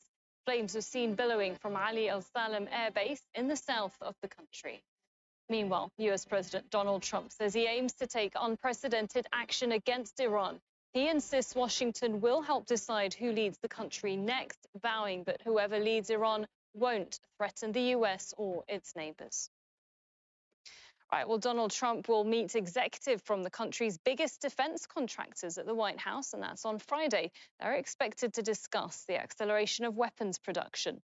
The Pentagon is trying to replenish supplies. That's after strikes on Iran and several other locations, and that's made addressing concerns over the slow pace of American arms manufacturing a national priority. Lucia Newman reports from Washington, D.C. At one of the Pentagon's favorite arms factories in Arkansas, an unusual visit from the Secretary of War, where 1,500 workers were given a pep talk. You are the patriots, ensuring that our warriors are never, ever in a fair fight. The warfighters need you to build, and they need it yesterday. The White House has fast-tracked a $50 billion arms budget in Congress. And the Pentagon plans to buy 57 Tomahawk long-range guided missiles this year. But that's not enough.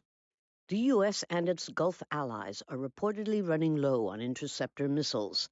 They also need more medium and short-range missiles to replenish those used so far against Iran and elsewhere. The White House isn't underestimating Iran's offensive capabilities. They are producing, by some estimates, over 100 of these missiles a month. Hence the renewed pressure on U.S. arms manufacturers. President Donald Trump is warning them that manufacturers who are deemed to be underperforming could lose their multi-million-dollar contracts, all the while insisting that the United States has plenty of weapons left. But there's another issue, the impact of this conflict on the economy. World War II established conditions for future growth and played a role in ending the Great Depression by increasing government spending and increasing employment. But the Vietnam War didn't do the same.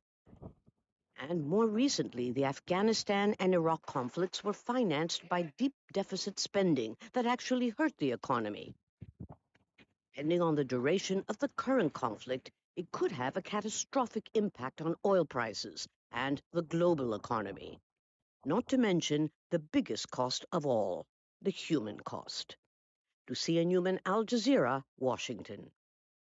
France's President Emmanuel Macron says the government is ready to send armoured vehicles to Lebanon.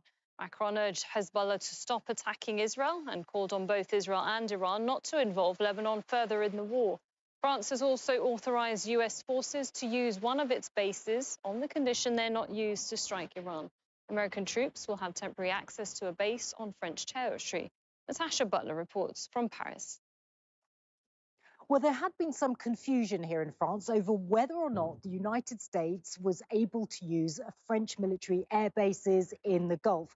Well, the French military have clarified the situation. What they are saying is that some US aircraft used only for logistical and support purposes can use some French air bases. But here in France, the French military are also saying that they have guarantees from the US military that those aircraft are not at all involved in any airstrikes on Iran. Well, the French President Emmanuel Macron has condemned the US and Israeli airstrikes on Iran as going against and breaking international law and rules. And he says that France will remain in a purely defensive position. He's had phone calls with the US President and with the Israeli Prime Minister and mentioned as such. He has called for a de-escalation of tensions, as has the French Foreign Minister, who has spoken to his Iranian counterpart, also calling for a return to diplomacy. Well, meanwhile, France's defensive operations are stepping up. France is sending its flagship aircraft carrier, the Charles de Gaulle, to the Eastern Mediterranean. It is expected to get there towards the beginning of next week. It is also joining forces with Italy and Greece in order to try and patrol the Red Sea to ensure those shipping routes there are safe. Natasha Butler, Al Jazeera, Paris. European foreign ministers have held a video meeting with representatives from the Gulf Cooperation Council. The EU has been scrambled to respond after Israel and the United States launched their war on Iran without consulting European powers. The EU's foreign affairs chief says the US foreign policy shifts have shaken the bloc's relationship with Washington. Osama bin Javed reports for us from Brussels. Spain has become the latest European country to send its naval assets to the Eastern Mediterranean. It will be sending its most advanced frigate off the coast of Cyprus. Italy has also indicated that it will also be sending its naval forces and air defenses. This comes as there has been a meeting in Brussels with European foreign ministers as well as GCC ministers. And the Gulf Cooperation Council has been assured by the European Union that it will stand by its Gulf allies in this time of need. It is said that it is going to try and continue to find ways of de-escalation, as well as push for a diplomatic solution, whatever that may look like, for Iran to not develop a nuclear weapon. But it appears that the European Union is also promising that it could provide other defensive support to its European allies. When it comes to also the drone interceptors, there is a need in both of these wars. So there is really problem with the production. We need to also do more on the European side and really speed up. When it comes to drones and drone interceptor drones, then Ukraine has really been able to produce a lot and can also share this knowledge with the Gulf countries to boost this production. So as more words of support come from Europe and various European capitals, it remains to be seen how Europe can find its footing in this conflict, where essentially it is an American-Israeli decision to go to war. Although there is a lot of impact on European countries and European expatriates, they've not been part of the decision-making process, but there's hope that the Gulf Cooperation Council and the Europeans can talk to their respective spheres of influence and try and find an off-ramp. Osama bin Javed, Al Jazeera, Brussels. The British Prime Minister has announced he's sending additional fighter jets to Qatar. Keir Starmer says their purpose is to defend his country's interests and that of his allies. When Iran started attacking countries around the Gulf and the wider region, the situation changed. Iran has now fired drones and missiles at 10 countries that did not attack them. These are allies of the UK, where we have hundreds of thousands of British people, as well as British military personnel. Our number one priority is protecting our people. Iran's armed forces have denied firing any missiles towards Turkish territory. Turkey says a ballistic missile was fired from Iran on Wednesday. NATO air defense systems intercepted the missile and that there were no casualties or damage. Sinem Koscioglu has more from Turkey's border with Iran.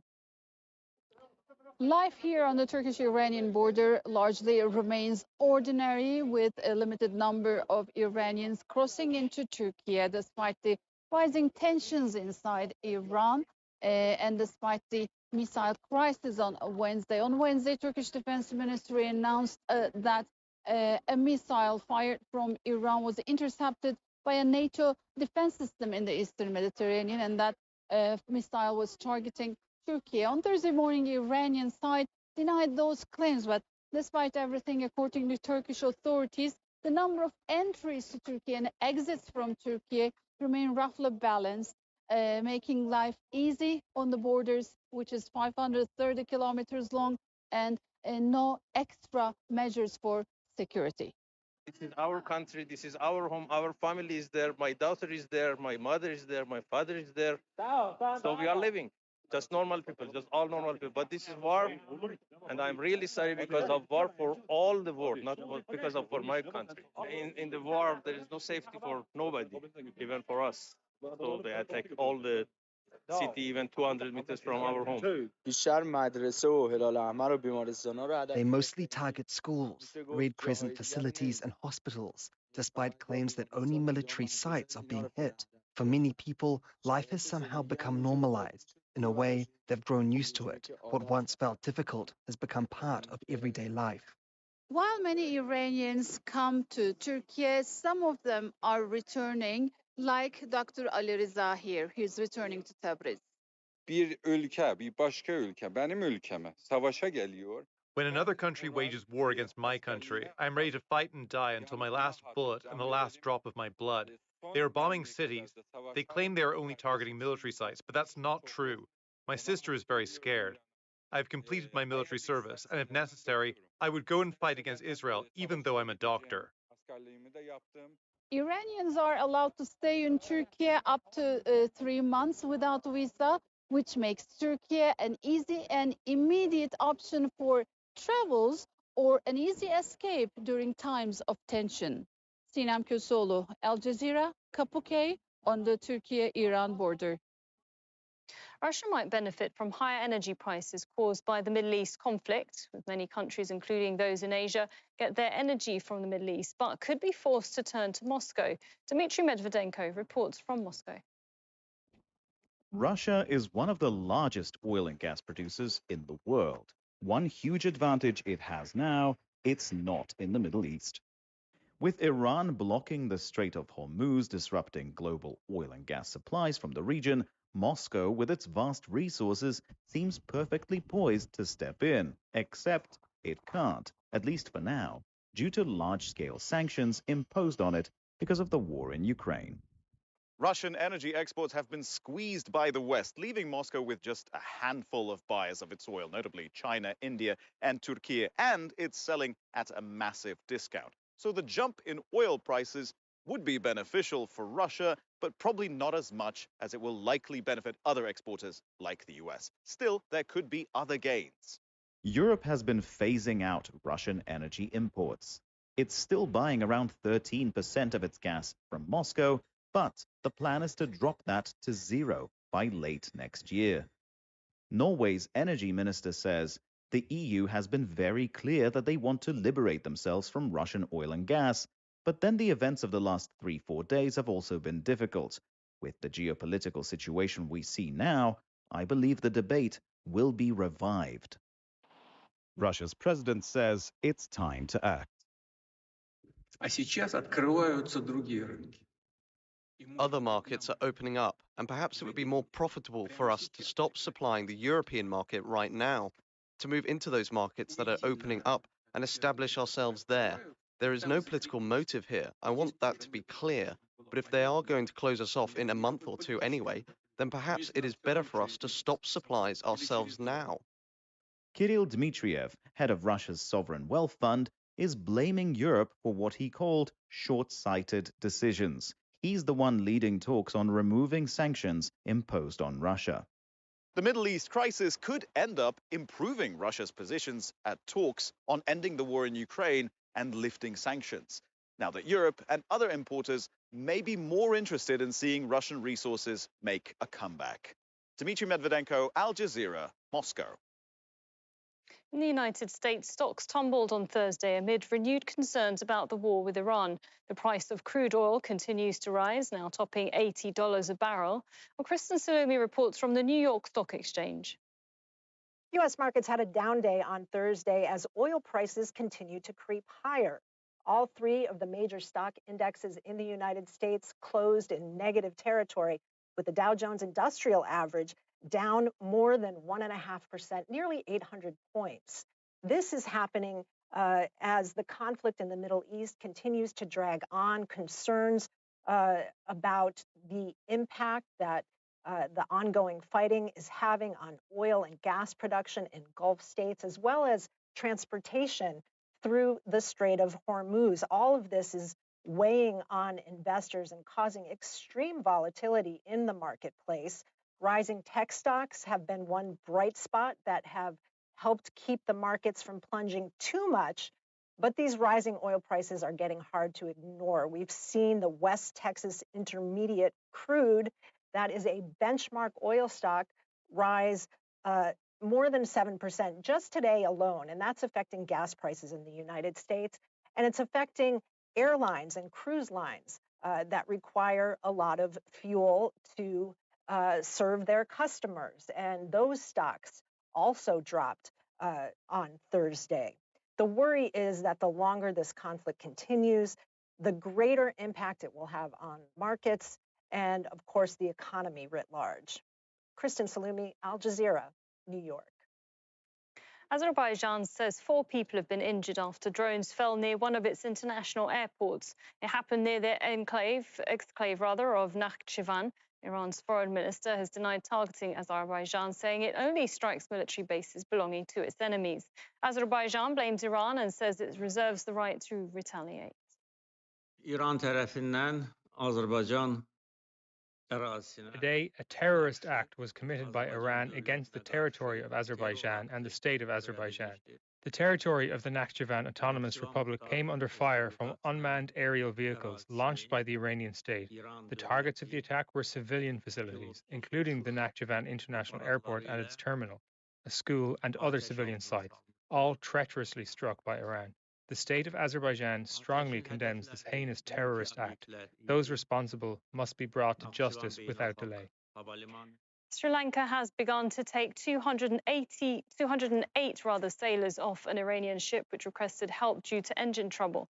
The vessel was heading back to Iran after naval exercises in India, and it comes one day after a US submarine torpedoed an Iranian warship off Sri Lanka's coast, killing at least 87 people. Manal Fernandez reports from the port city of Gore. And today kicks in a lot of the procedures connected to the survivors, the 32 Iranian Navy personnel that were rescued in the international waters just outside the coast of Galle, southern Sri Lanka. There's also the sort of judicial proceedings with regards to the 87 bodies that were recovered in Navy search and rescue operations. Currently, the additional magistrate of Galle is inside the National Hospital behind me to conduct that magisterial inquiry. This is very much part of procedures. We are still waiting to hear what the next steps are, but that's what's happening. Yesterday, very much the sort of initial reactions we heard from the Navy, as well as saw the bodies of those recovered being brought here. Let's take a look.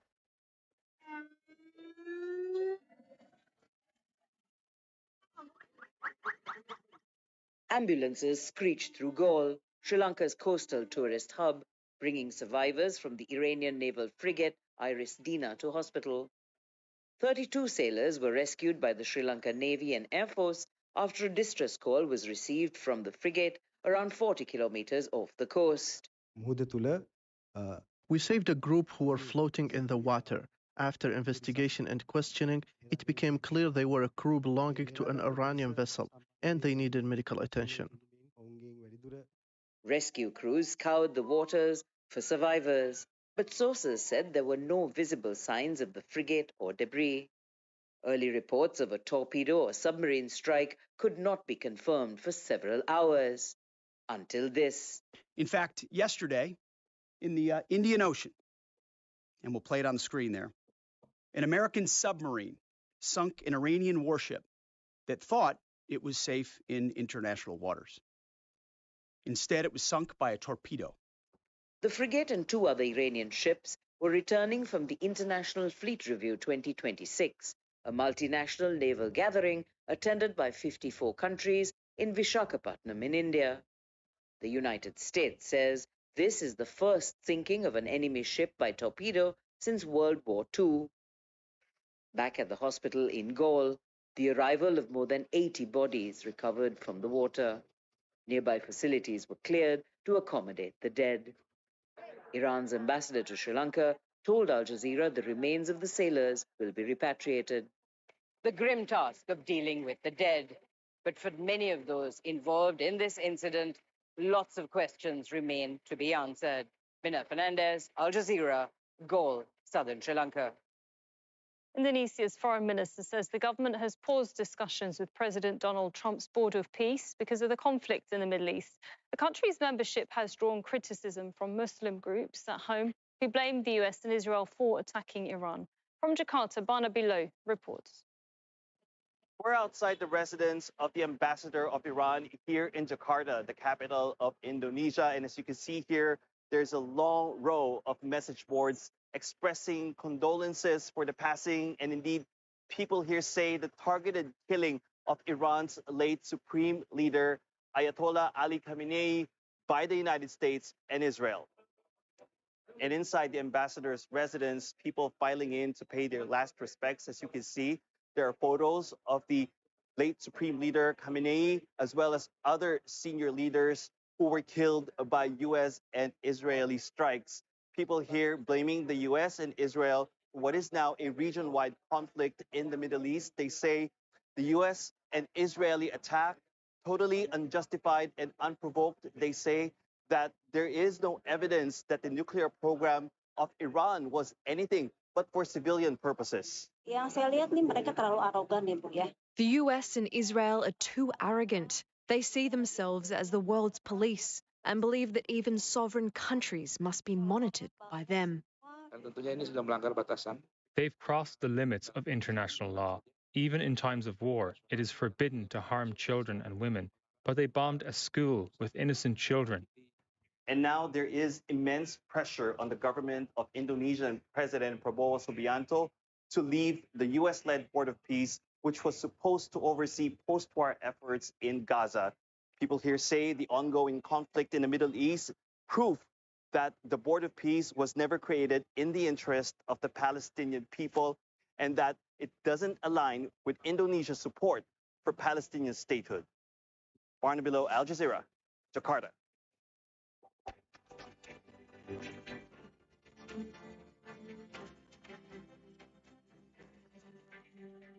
Let's take a look at some of the day's other news now. Kristi Noem is out as Trump's Homeland Security Secretary. She's the first member of his cabinet to be removed by the president during his second term. Noem had a controversial tenure leading DHS, that's the large federal agency that oversees border security and deportations. Heidi Jo Castro reports. Kristi Noem was on stage in Tennessee when President Trump announced her firing over social media, writing that Noem will be moving to be special envoy for the Shield of the Americas, our new security initiative in the Western Hemisphere. More details on the newly created position, Trump said, would be coming this weekend. On X, Noem responded saying she looked forward to dismantling cartels and building on earlier accomplishments like securing the border. While leading DHS, Noem traveled the world touting Trump's immigration policies including a visit to an El Salvador prison where she used prisoners as props. She extolled the president in public, and he seemed happy to keep her in the spotlight. I'm Kristi Noem, from the Cowboys Who Tamed the West. Until this $220 million ad campaign starring and overseen by Noem. Earlier this week, Noem took heated questions from Republicans about whether Trump approved the cost. And one thing, Senator, I think would be helpful to know is how effective that communications has been. That they overwhelmingly were effective in your name recognition. I mean, I personally just, I mean, to me, it puts the president in a terribly awkward spot. Trump reportedly says he did not approve the cost. As DHS Secretary, Noem also oversaw the brutal immigration crackdown in Minneapolis, in which federal agents killed 2 American citizens. And she was criticized for allegedly slowing the arrival of federal help to deadly flooding in Texas. As for her successor to lead DHS, Trump has selected the Republican Senator Mark Wayne Mullen. Republicans lined up to congratulate him on Thursday, and a few Democrats said he was at least an improvement. Kristi Noem is gone. Good riddance. She was a disaster. And Mullen will need Senate approval to be confirmed and will likely secure it in the Republican-controlled Congress. Heidi Jo Castro, Al Jazeera, Washington. Russia and Ukraine are exchanging some 500 prisoners of war each. The first groups of 200 have already arrived back home. More are expected later this Friday. This is the result of talks mediated by the United States and the UAE. Somali lawmakers have voted in favor of a long-awaited new constitution. It will see politicians directly elected by the public for the first time. The president will select the prime minister, though the parliament will be able to dismiss them. Presidential terms will also extend from 4 to 5 years. Drought has pushed Kenya deep into a hunger crisis. More than 3 million people don't have enough to eat. Over 800,000 children are malnourished as families struggle to feed themselves. Catherine Soy reports from Turkana in northern Kenya. Every time there's a drought in Turkana, families turn to wild fruits and berries to survive. But now the dry spells are coming more often and lasting longer. Akal Loyet says she's not had a proper meal in 2 weeks. The fruit mixture keeps hunger away, but it carries almost no nutritional value. If it doesn't rain, trees and leaves dry up. There's no water. The clinics are too far. We have to walk far to get any help. Villages are slowly emptying. Male herders, usually the providers for their families, have moved to neighboring counties in search of pasture and water for their dying livestock. Only the elderly, women, young children, and the weakest animals remain in their homesteads. I try to look for food. Sometimes it's not there. If I can't find food, how do I survive? The government's disaster management teams and other aid agencies are distributing water and food, but supplies are stretched thin, and getting aid to those who need it most is near impossible in some areas. From one village to another village is almost 300 kilometers. Where you look at, we have pastors who are living inside the hills, getting water, getting food. It is very tough. People in this village are lucky to receive treatment from a mobile clinic. Some children show signs of being malnourished. Now they have gotten their food, but now they have to walk back home, sometimes kilometers away. And they say that this is not enough. They don't know the last time that they got this food, and they don't know when the aid workers are going to come back. So they say that they are worried that if they do not get help, things are just going to get worse. Neighboring countries like Somalia and Ethiopia are also facing drought and water shortages and high levels of malnutrition. It's rainy season in Kenya, but in places like Turkana, the clouds often pass without relief. Catherine Soy, Al Jazeera, Turkana, northern Kenya. Votes are being counted in Nepal after Thursday's general election. Millions turned out to vote in the first poll since youth-led protests toppled the government last year. Tony Cheng reports from Kathmandu. Tight security in Kathmandu as voting gets underway. Across Nepal, 300,000 additional security personnel have been drafted in.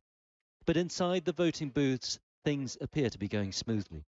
These elections weren't supposed to happen for several years, but youth-led protests in September forced the government to step down. After the Gen Z protest last year, we realized that if we don't vote, there won't be change. I voted so that I can have a meal cooked by my mother at home, and so that young people like me don't have to apply for jobs abroad. Elsewhere in the capital, the interim Prime Minister cast her vote. These elections mark the end of a caretaker administration designed to deliver a free and fair poll. And waiting in the wings, the man who could take her place. Balendra Shah, a former rapper and mayor of Kathmandu. Much of the campaigning happened on social media, and traditional parties struggled to adapt. But this enigmatic celebrity appears to have caught voters' imagination. With polling stations across this mountainous Himalayan nation, it'll take days to count the ballots. But indications of a winner should be known within 24 to 48 hours. And that could be an ominous sign for established political powers. Nepal is a country rooted in tradition, but there's also a feeling here that those traditions aren't really working. It's what forced tens of thousands of people out onto the streets to protest 6 months ago, and what's forcing millions of people out of the country to earn a living. And it's that desire for change that's pushing them towards the polls today. Tony Cheng, Al Jazeera, Kathmandu. It's 3 o'clock GMT. I'm Scott McLean, and you are watching Al Jazeera's live coverage of the conflict between the U.S., Israel, and Iran.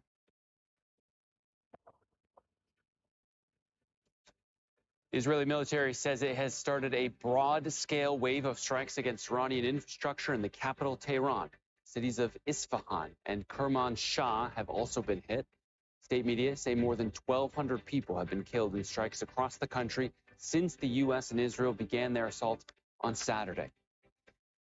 The Israeli military has also stepped up airstrikes across Lebanon, including in the capital, Beirut, saying it's targeting Hezbollah positions. Hundreds of thousands of people have been on the move after Israel issued more forced displacement orders for areas in Beirut's southern suburbs and elsewhere in the country.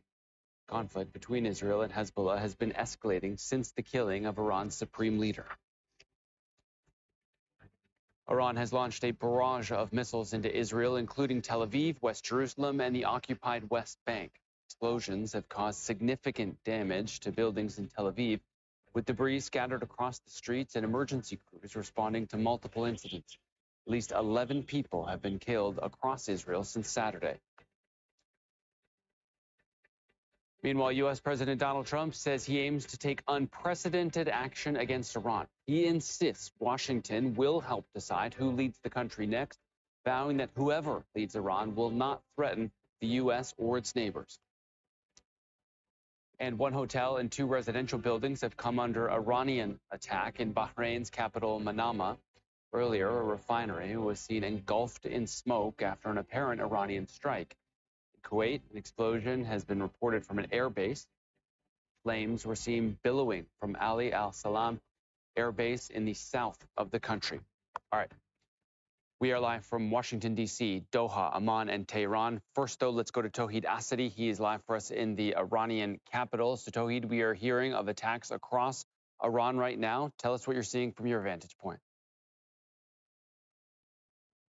Well, a few hours ago, we were able to hear the massive sounds of explosion across the city, specifically from southeastern part of the country. After we heard also the sound of fighter jets overhead, and we saw some of these fighter jets flying over the skies of the Iranian capital, Tehran. And also we've got reports from other cities across the country, including Shiraz, Isfahan, and Kermanshah, about the continuation of these strikes by the Americans and Israelis, and that is showing the very nature of escalation. I can say that compared to previous days, we saw heavier bombardment overnight tonight, at least in the capital. The Iranian side, on the other hand, came out with a letter from the actually representative of the country at the United Nations, addressing the UN Security Council as well as the Secretary General of the United Nations, calling them to urge the United States and Israelis to halt these strikes.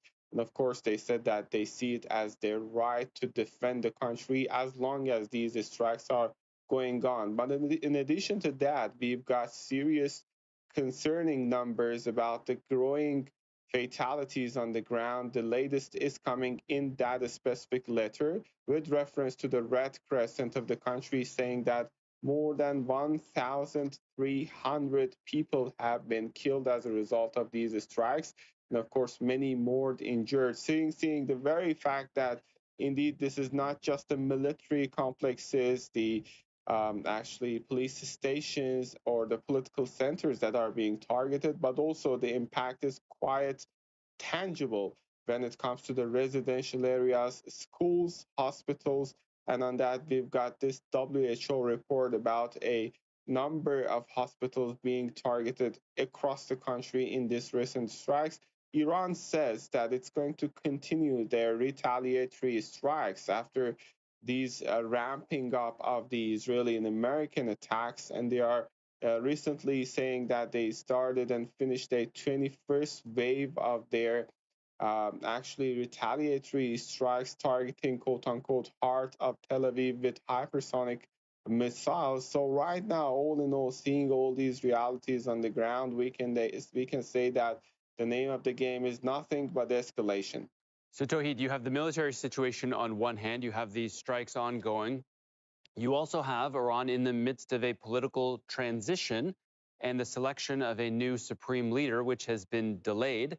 The U.S. President, Donald Trump, says that he wants to be involved in the selection of the new supreme leader. I wonder, how is that going over in Tehran? First things first, the procedure ending up in the appointment of the supreme leader hasn't been delayed because of the very fact that we don't have any deadline specified in the constitution. Based upon the Iranian constitution, Article 111, there is a procedure. Right now, the country, based on the constitution, is being led by a council of 3 people: Iranian president, the head of judiciary, and a member from the guardian council. But this is called interim leadership council, and they are waiting for the assembly of experts to hold a meeting and make the final decision about the next supreme leader of the country. Speaking of the latest statements from the American side, the U.S. president in particular, we don't have any official reaction in that regard so far, but we can rest assured from the rhetoric that we hear from the Iranian side that it is not going to be welcomed at all. And right now, we are waiting for this decision to be met because of several important factors. We have witnessed a sort of rather elongated period, but still, the Constitution says it should be conducted as soon as possible. But how soon? There is no specification in that regard. The Assembly of Experts, including more than 80 experts, are going to make that decision, and then that's going to be a huge decision, seeing the extensive amount of power and authority that this office has. So, in one interview, one of the members of this council came out to say that there are actually consultations and considerations that are being taken into account to, let's say, when it comes to the appointment of this new supreme leader. There are several names as potential candidates for this specific position, but so far we don't have any confirmed information about that. We are waiting, as many eyes here in Iran are on the Assembly of Experts, because of the very fact that the next supreme leader of the country is going to make the decisions about many issues, maybe paradigmatically seeing the very shift that many are talking about between ideology and pragmatism. And of course, this is, and perhaps, or I can say for a great amount of certainty, that the most important decision to be made in the political establishment of the country. Okay, so that's the view from Iran. There's also news coming out of Lebanon right now. The militant group Hezbollah has warned Israeli residents to evacuate towns within 5 kilometers of the border. So they've just posted a message on their Telegram channel, and in that message, the group says, quote, "Your military's aggression against Lebanese sovereignty and safe citizens, the destruction of civilian infrastructure, and the expulsion campaign it is carrying out will not go unchallenged. Okay, let's go over to Rory Challens. He's following developments in Israel from the Jordanian capital of Amman. So, Rory, you have this threat now from Hezbollah to attack communities near the border. Are there any signs that people are on the move? What are the Israelis saying there? Highly unlikely, I think, Scott. I think this is being seen as largely Hezbollah bluff. Yes, there have been rocket alerts in northern towns throughout the nights and also in previous days as well. But the Israeli rationale at the moment is that its assessment is that Hezbollah has been massively degraded. Its leaders have been killed and its rocket supplies have been depleted by 70 to 80%. That's what the Israelis think. So there is a government policy specifically at the moment that there should not be any evacuation of northern towns, unlike in 2023 after October 7th, when thousands and thousands of people were pulled back, made to move away from those northern towns and cities. This time, they are specifically saying that residents should stay. Bezalel Smotrich, who is the finance minister, has actually specifically declared this time we're not evacuating anyone. The policy now is, of course, to push into Lebanon. That's what the Israeli military is doing right now with 3 divisions on the ground in Lebanon, telling the Lebanese to evacuate up to north of the Litani River. There's another factor at play here as well for residents who are living in these northern Israeli towns. As one of them put it very, very recently, where are we going to evacuate to? Tel Aviv is worse. Yeah, so I want to ask you about Tel Aviv. What is the situation there? I understand there have been strikes there causing damage. Do we know how these missiles managed to get through their air defense system, Rory? Well, look, any air defense system, as competent and as good as it is, and as layered as it is, there is always going to be stuff that gets through. The Israelis know that. And when you have as many rockets being launched at Israeli towns and cities as Iran has been doing over the last 5 days, then yes, there will be some getting through.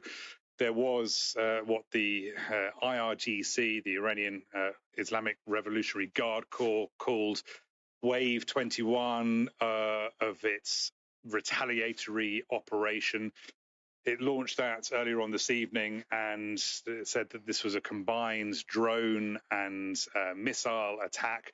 It specifically said that included in that attack package, there was a cluster munition, and we saw visual evidence of that with people filming the cluster, a starburst essentially in the night sky with these lights sort of twinkling down to ground level. There were fires reported in Tel Aviv, widespread damage being reported to buildings, videos of ambulance crews and fire crews putting out fires. The ambulance crews said that there weren't any injuries that they could see. What was this weapon? Well, it's a pretty new addition to the Iranian armory. It's a missile that goes by the translation name of a fortress buster.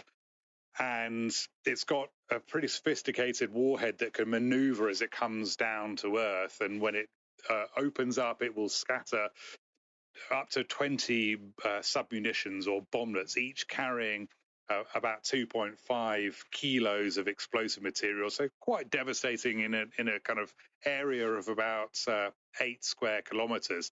It's a cluster munition, so many countries ban the use of these. But Iran and Israel are not signatories to the anti-cluster munition treaty, and they do still use them. Okay, fortress buster bomb still doing damage there in Israel from the Iranians. Let's have it over to Washington now. John Holman is standing by. So, John, look, the Americans had talked a lot about the reduced ability for Iranians to strike and the lessening volume of strikes we have seen, but obviously they are still able to inflict damage in the Gulf and obviously in Israel as well. The Defense Secretary Pete Hegseth has said that the U.S. could outlast Iran, but I wonder how much domestic pressure is he probably feeling to find an end to this war sooner than later? Well, if you listen to President Trump and he's been doing the rounds a little bit, giving interviews to US media today, then the US public are right behind this war and right behind him. The opinion polls that are coming out, at least a couple of them, indicate that that's not the case, that there's not widespread support for this war within the US public. But what both President Trump, and also Pete Hegseth have said is that the Iranian calculation is that we can't stick at it, but that our willpower is stronger. So that's definitely the line that's coming from the US government.